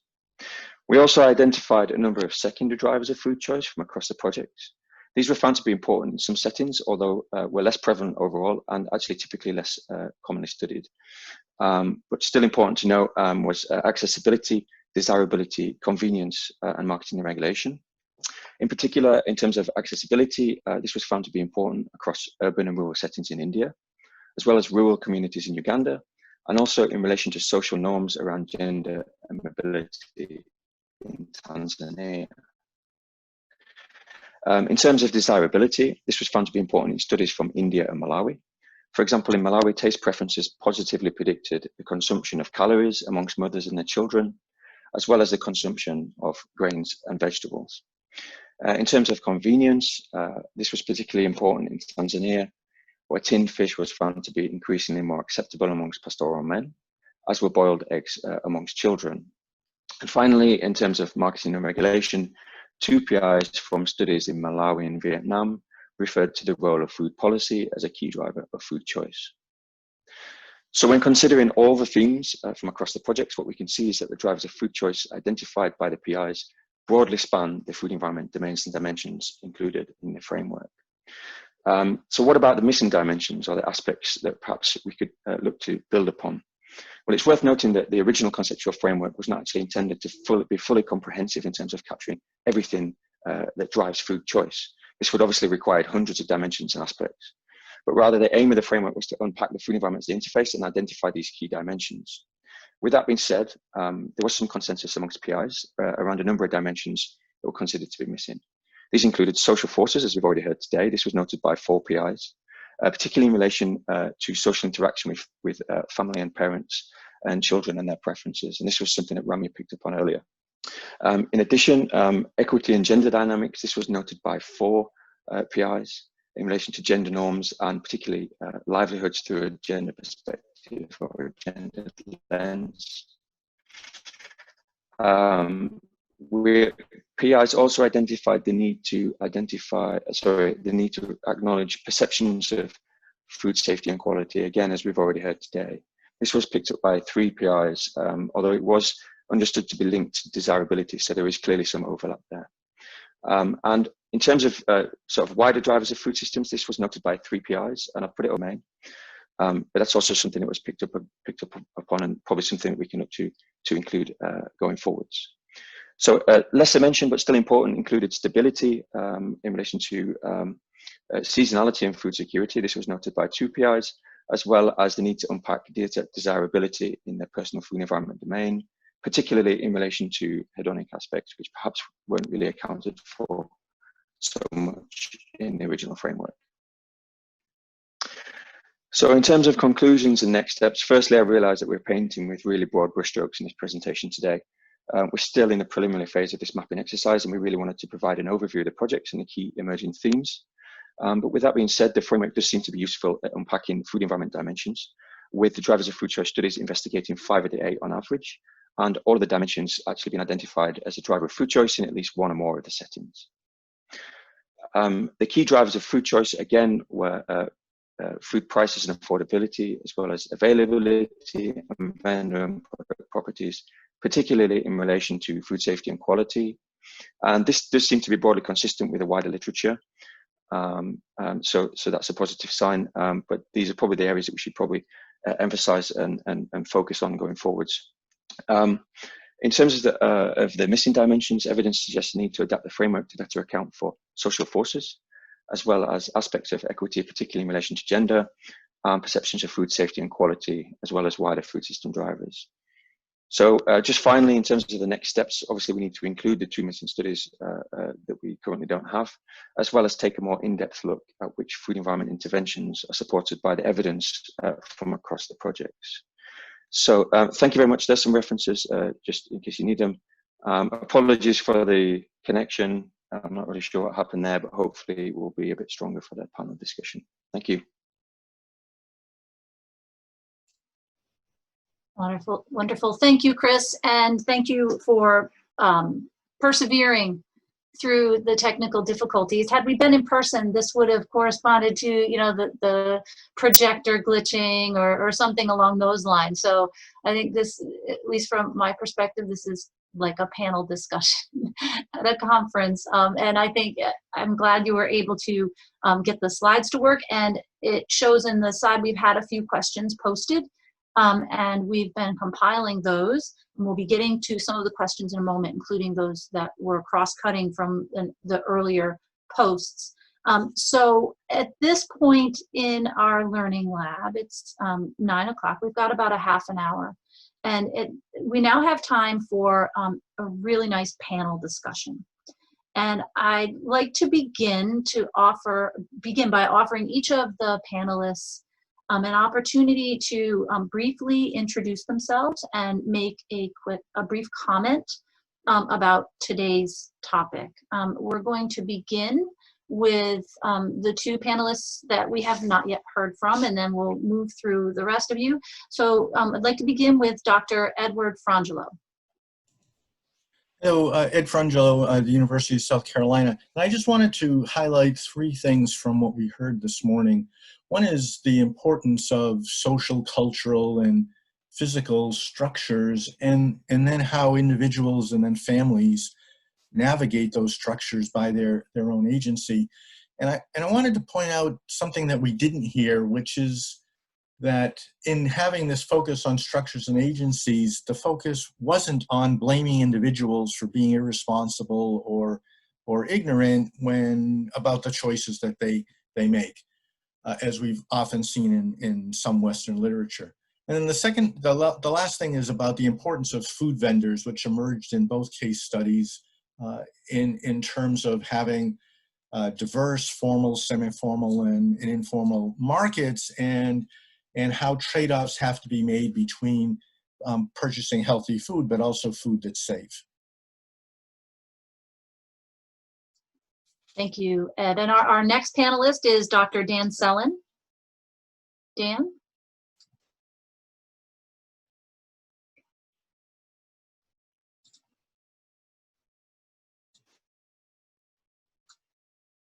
And hi there. Hi, everyone. Sorry, I had a unmuting challenge. Yes, I'm Dan Sellen at the University of Toronto and the Lawson Center for Child Nutrition, and thanks so much for inviting me on the panel. I really enjoyed hearing the presentations. I think for me, another area, building on Ed's comments just there, is to focus particularly on children and adolescent and youth within these frameworks that are being developed around drivers of food choice. And as we're hearing, the context is so important, and particularly the social and the daily quotidian movements, as well as budget. And the way that affects children going to and in school, caregivers, making choices, not just about what foods to bring into the home and consume themselves, but to provide for young kids, and how kids develop their own food practices within these food ecosystems, particularly in adolescence and later, and learn patterns that will then probably drive a lot of their later food practices. So I'm really encouraged by all of these very powerful frameworks that are being now empirically tested, and we're getting a strong sense from the reports today in this session and a number of the related studies of the huge diversity of contexts across the globe, but these common themes coming out. And so for me, I'm absolutely intrigued by how these studies can help us understand the shaping and formation of food habits and practices and vulnerabilities, particularly for younger people in communities. Wonderful, thank you, Dan. And now I'd briefly like to open it up for Ramya. Would you be willing to introduce yourself next? Yeah, thank you. Or reintroduce yourself. Yeah. Hi, I'm Ramya. I'm from Purdue University, and thank you for this opportunity to present on this study. We had so much information, but we're trying to do both teaching and as well as finding unique findings from this study. So one thing I noticed is the convergence of findings, and Ed talked about this too: the vendor, the family-based dietary guidelines, and then the role of chronic disease and how that's shaping all of this. And I think I think I was looking at the chat box, people talked about relating to the wider food system, and that's really key, taking some of these to other levels as well. And I think we've identified some evidence gaps there, and Chris did a really nice job. So I'm hoping we can push the momentum as well towards evidence for those gaps there. Thank you, Ramya. Amos, would you like to share a couple of thoughts and add to the discussion? Yes, thank you. So for the opportunity to reintroduce myself. So Amos La, I work for the University of Ghana School of Public Health here in Accra, and I also co-PI of the project that Michelle presented.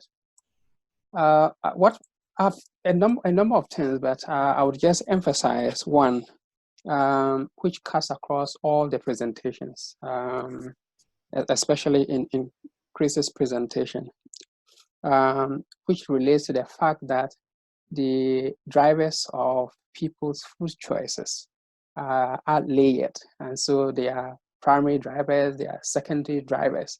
And I think flexibility on the part of some of the researchers, especially our team, did make it possible for especially the secondary drivers to be revealed or unveiled, because initially we had our eyes focused on what generally would be known as the primary drivers. We went into the field, and those we engaged did make it clear to us, apart from what you are interested in, there are several others that are driving our food choices, and you should be aware of them. So I think it's important not only for researchers to be flexible, I think also even in policy making, there's a need for such flexibility to be able to address all the facets of challenges that policies are supposed to be addressing. And so that layering, the layering of the drivers of what is it that influences people to choose what they choose to eat, I think struck me. Thank you, Amos. And our next panelist we just heard from was Chris Turner. If you had time for a couple of brief comments. Yeah, thank you. I'm not sure if I dare show my video now because of the connection or not, but let's try. So yeah, my name is Chris Turner. I'm a research fellow at the Natural Resource Institute at the University of Greenwich in UK. I thought it was a really interesting discussion today. 3 points I thought were particularly interesting. Again, echoing what Ed's already mentioned, the role of the social aspect, particularly in relation to social capital is something I've been thinking about a lot in terms of food environments and drivers of food choice, particularly in relation to sort of a sense of community and trust within these communities between the sort of consumers and vendors. I think that's particularly interesting. It's something that I found in my own work in peri-urban India, just outside of Hyderabad too. The second point relates to the vendor typologies that Ramya presented earlier. I thought it was really interesting, the sort of taking that approach of looking at the structural characteristics. It's just something I've been thinking about for quite a while, and sort of advocating, because I think it has really important impacts on the sort of policy and intervention outcomes at the different levels, from the sort of roadside vendors to the sort of semi-formal or sort of informal but still quite formalized with some kind of structure, and then up towards the more sort of formal brick and mortar kind of vendors.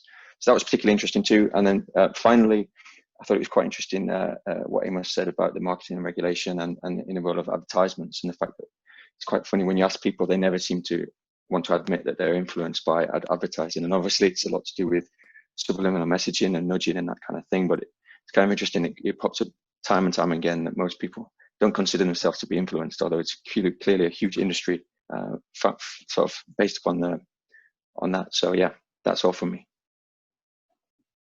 Thank you, Chris. And finally, Shilpa, do you have a couple of comments you'd like to make at this point, and then we'll open it up to a panel discussion. Sure. So again, I'm Shilpa Konstantinidis with the Drivers of Food Choice program. I've been working with Chris on the food environments and food choice synthesis paper that he just presented to you. I just want to pick up on a point raised in all four of these presentations, and actually related to what Amos and others have alluded to about the dynamism and the multi-level nature of the food environment, because I think it illustrates a key question about conceptualizing and measuring food environments that's important to both researchers and policymakers. Ramya discussed an expansion of the framework to include community and family factors. Michelle and Amos discussed this multi-level understanding of the food environment as well, with many additional elements that are specific to the urban and African setting.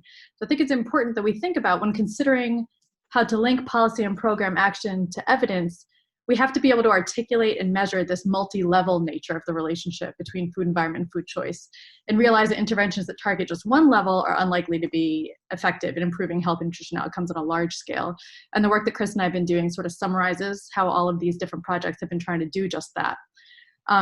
Finally, like Dan and Ramya just said a few minutes ago, I think we should find some hope for evidence-based multi-level interventions that could work across many different LMIC settings, and the fact that some similar implications were found in both the case studies in two different contexts with different populations, and in the work that Chris and I have been doing.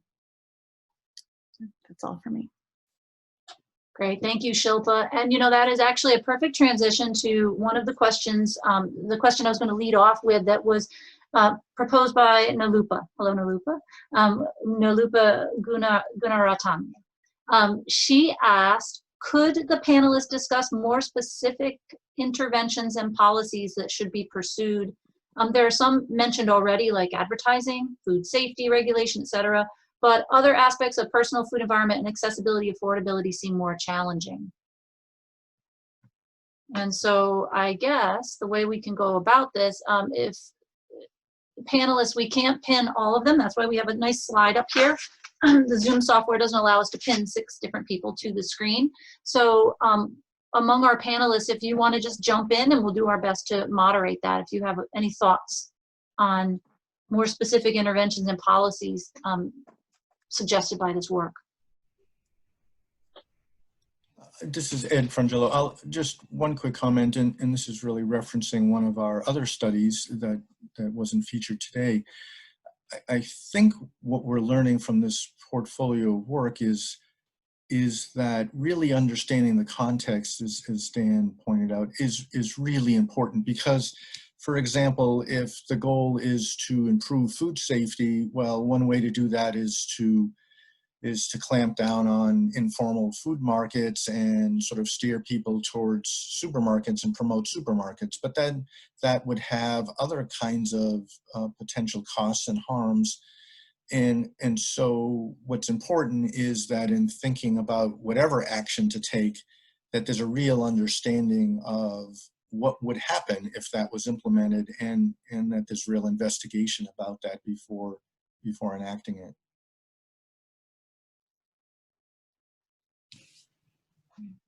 Thank you. Excellent. Yeah. Excellent. Go ahead, Dan.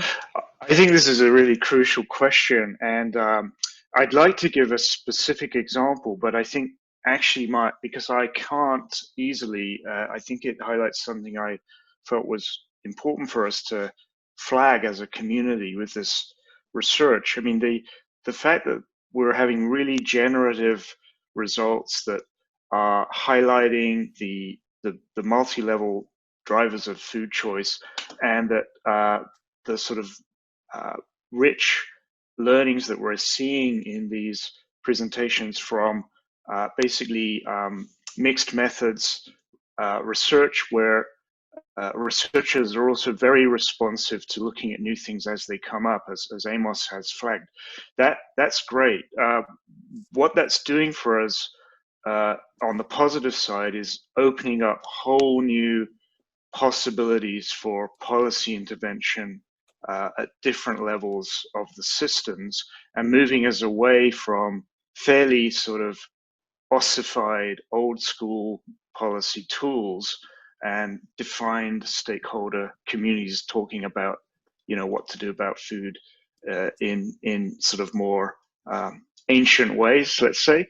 But the challenge for us as applied researchers is how much effort and time and creativity do we put into more and more richness of understanding versus boiling that into clear lines of sight on pathways to impact in policy. So I think the question is absolutely crucial for all of us. And our next set of challenges are to sort of winnow from all this richness of insight what would be for different contexts the best policy angles. And one has to imagine that there's going to be some general approaches that we can pull out, and Chris has done some nice work with Ramya and others to move us in that direction.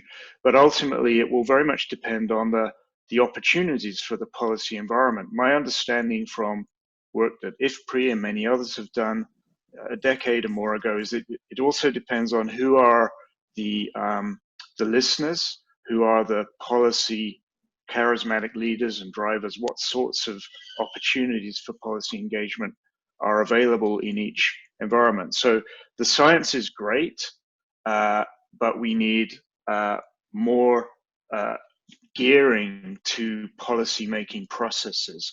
I think that is a barrier for us. It makes it hard to answer the question that was asked, which is, what do we do? And research on finding pathways to policy discussion, I think, follows nicely from this multi-level research.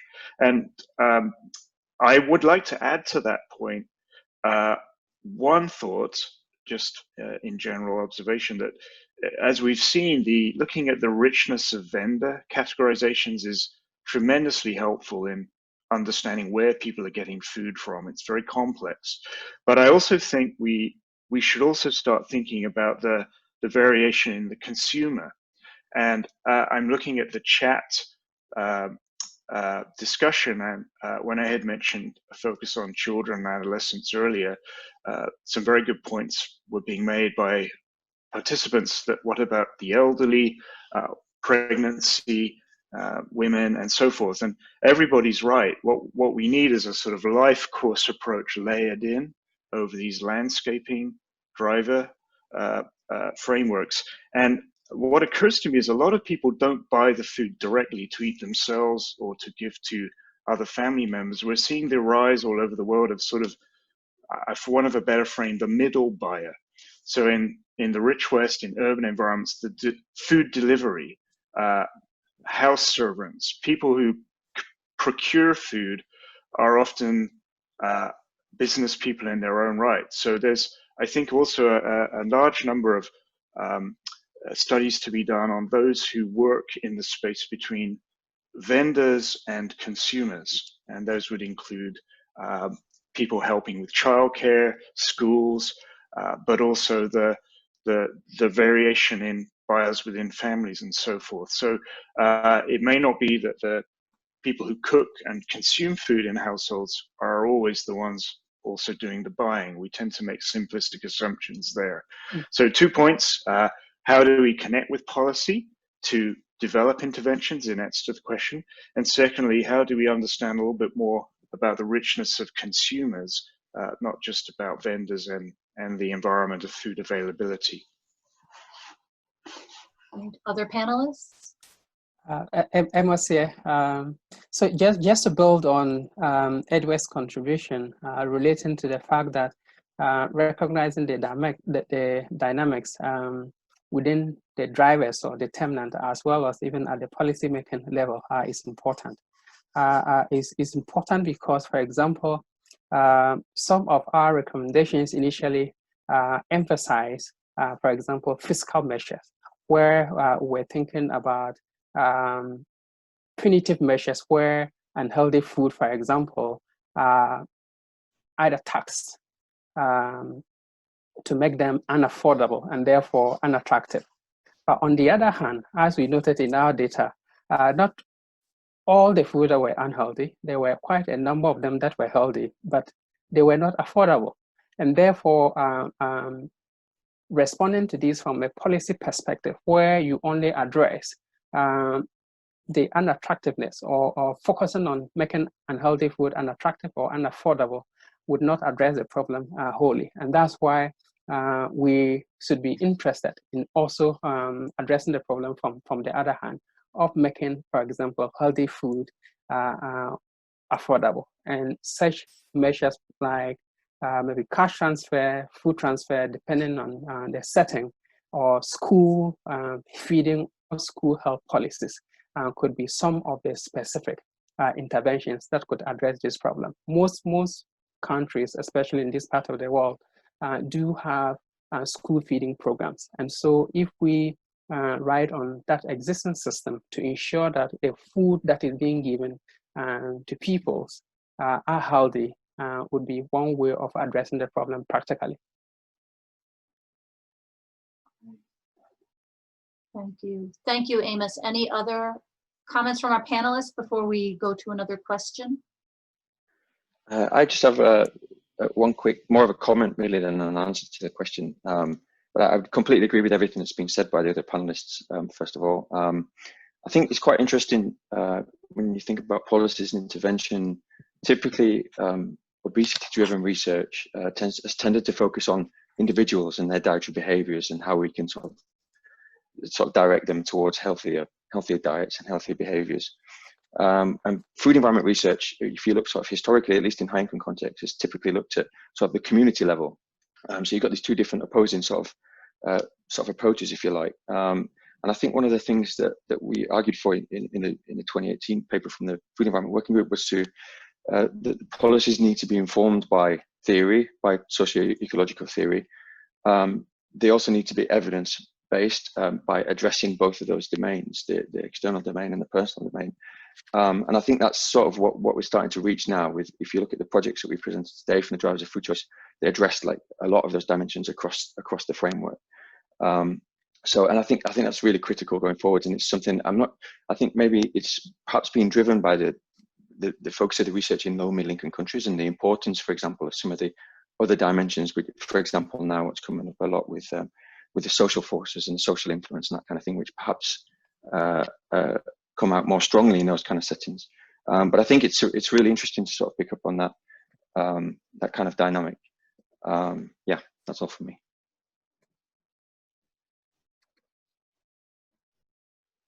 Anyone else?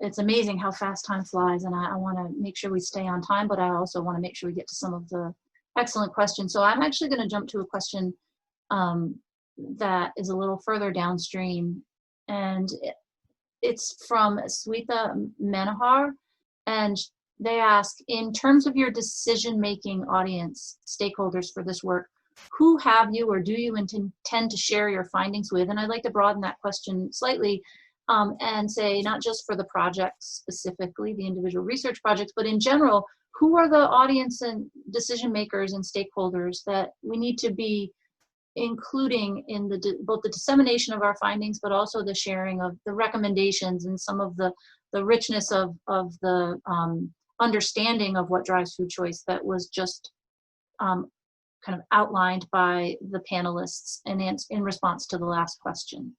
So anyone have any thoughts about that question in regards to decision-making audience or stakeholders?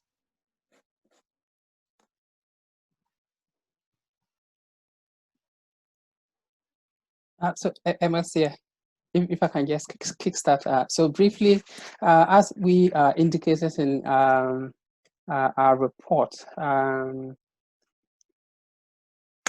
addressing these problems usually would require that you have input from multiple stakeholders. We talked about coming out with policies and showing the importance of codependency in policies that are developed.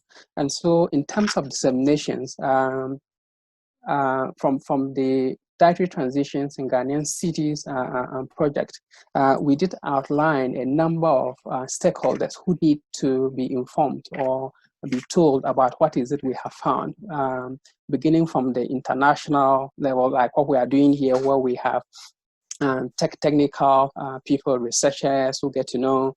At the national level, of course, policymakers, government officials, non-government officials, and also even ordinary citizens ought to be aware of the findings of these studies.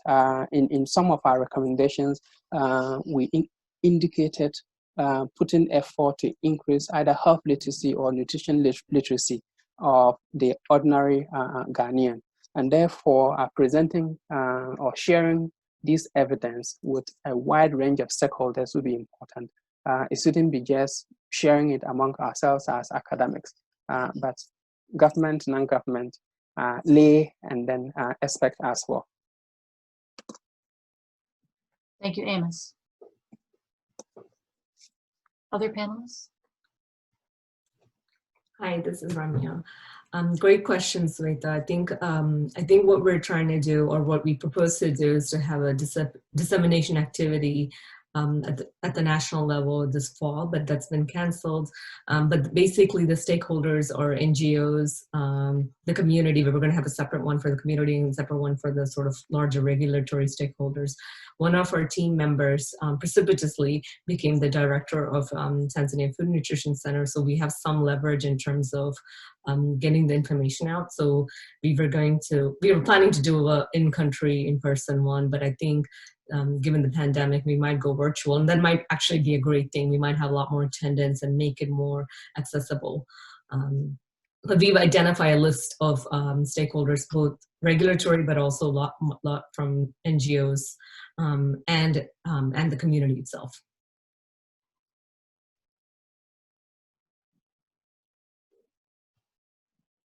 Thank you.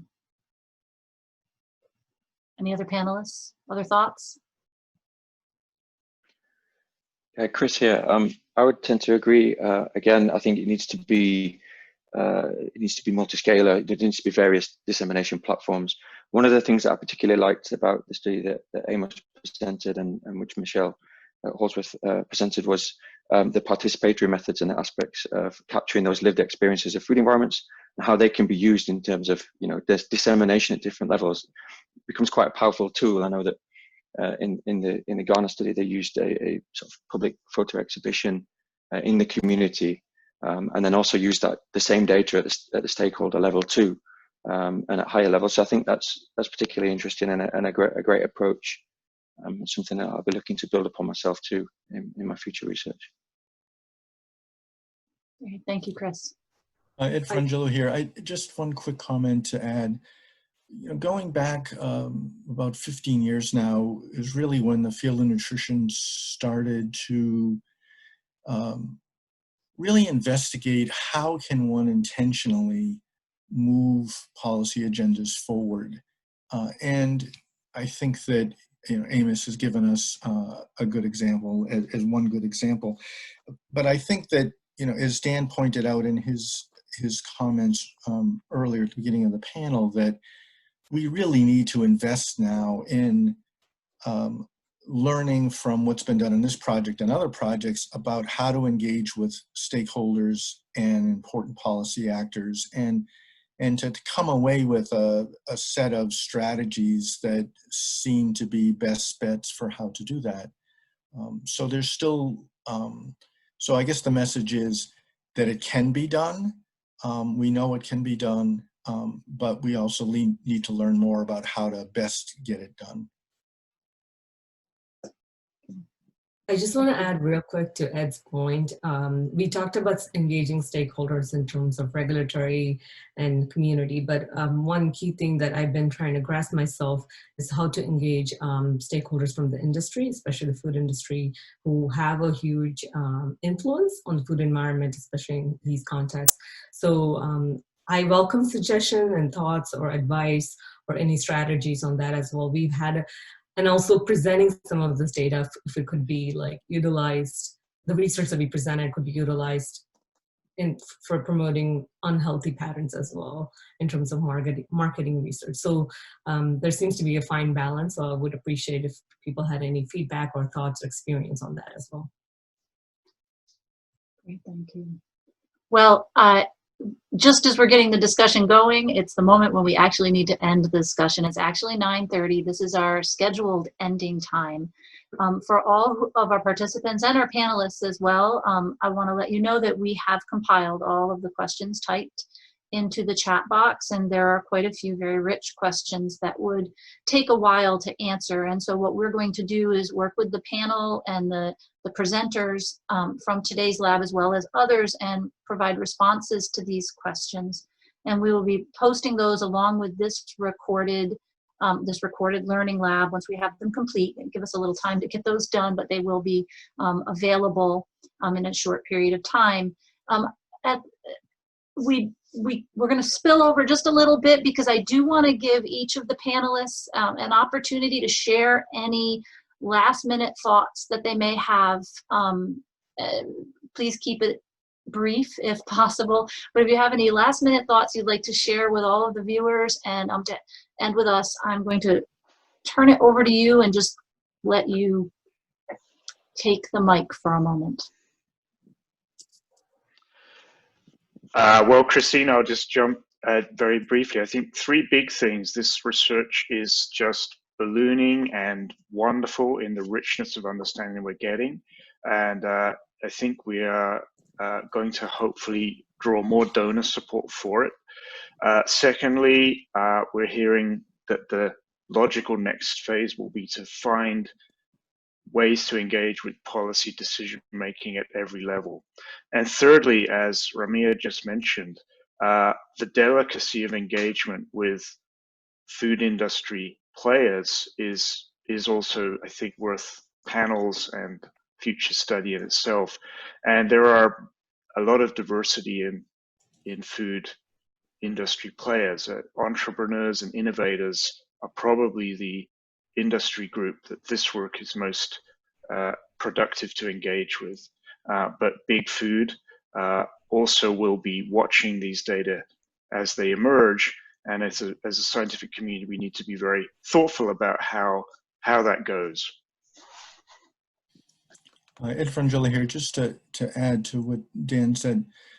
This portfolio of work was funded by the Bill and Melinda Gates Foundation and UKAID's Department for International Development to really launch an effort. And Dan's given a very nice summary of what we were trying to do and where it needs to go. And the comments, the questions that people are asking, I think are really important, because now we're at a point where we're collectively trying to decide exactly what's the best mechanisms for taking this forward, including with the donors who supported this work. And so this is a good time for people to give us your thoughts and feedback in any way that you can.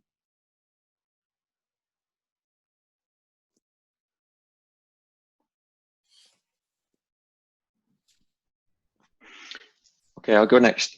Chris here. Yeah, thank you everybody for joining today. We had almost over 200 participants at one point. That was amazing. I think it's been a really interesting discussion. I think one thing that I reflect upon is that from this portfolio of studies, it's obviously spans 15 projects across a number of low and middle income countries. And I think going forward, one thing, having done a systematic review on the evidence from low and middle income countries, one thing that's missing is sort of comparative case studies across different settings. And this project here is a great stepping stone in that sense. But I think I'd like to see more of those kind of studies going forward. I also think some of the richness of the data and the quality, as Dan mentioned, from these studies, the drivers of food choice studies and other studies across low and middle income settings, would be really useful and sort of inform global food environment research, also in high income countries too. I think there's a lot of nuance there which we're unpacking around the social aspects and those kind of dynamics that are often overlooked in other settings too. So I think there's quite a large scope for sort of parallel learning on those kind of sense. Yeah, that's all for me. Good point, thank you. Okay, so Amos here. Okay, so just briefly, mine is actually a note of commendation or congratulations to the drivers of food choices team for putting together what I would refer to as the largest family globally on this matter of food choices. I would want to encourage the team to convey a message to their benefactors, to their funders, that this family that has been put together should not collapse at the life of the project. I think, as Chris has indicated, there's an opportunity for continued cross-learning, and we have already been doing that, but there's a need for this to continue. It shouldn't end at the end of the project. And so we should just communicate a message or a powerful message to them that we are just beginning and we need their support. Thank you.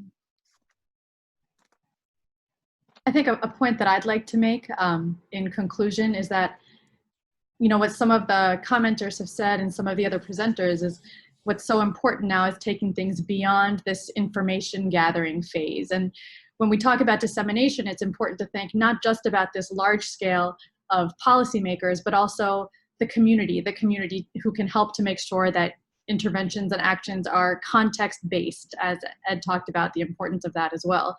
And not to underestimate the influence the political influence that the community can have in ensuring that those are both relevant and culturally acceptable.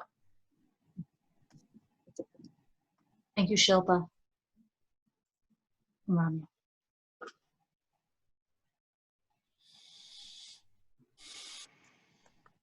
Hi, can I add one thing? Sorry. Yes, please. I'm gonna let everybody go. I know everybody wants to go. I just wanted to add that I agree with Amos. It's a really nice family and we're very collaborative and open and sharing.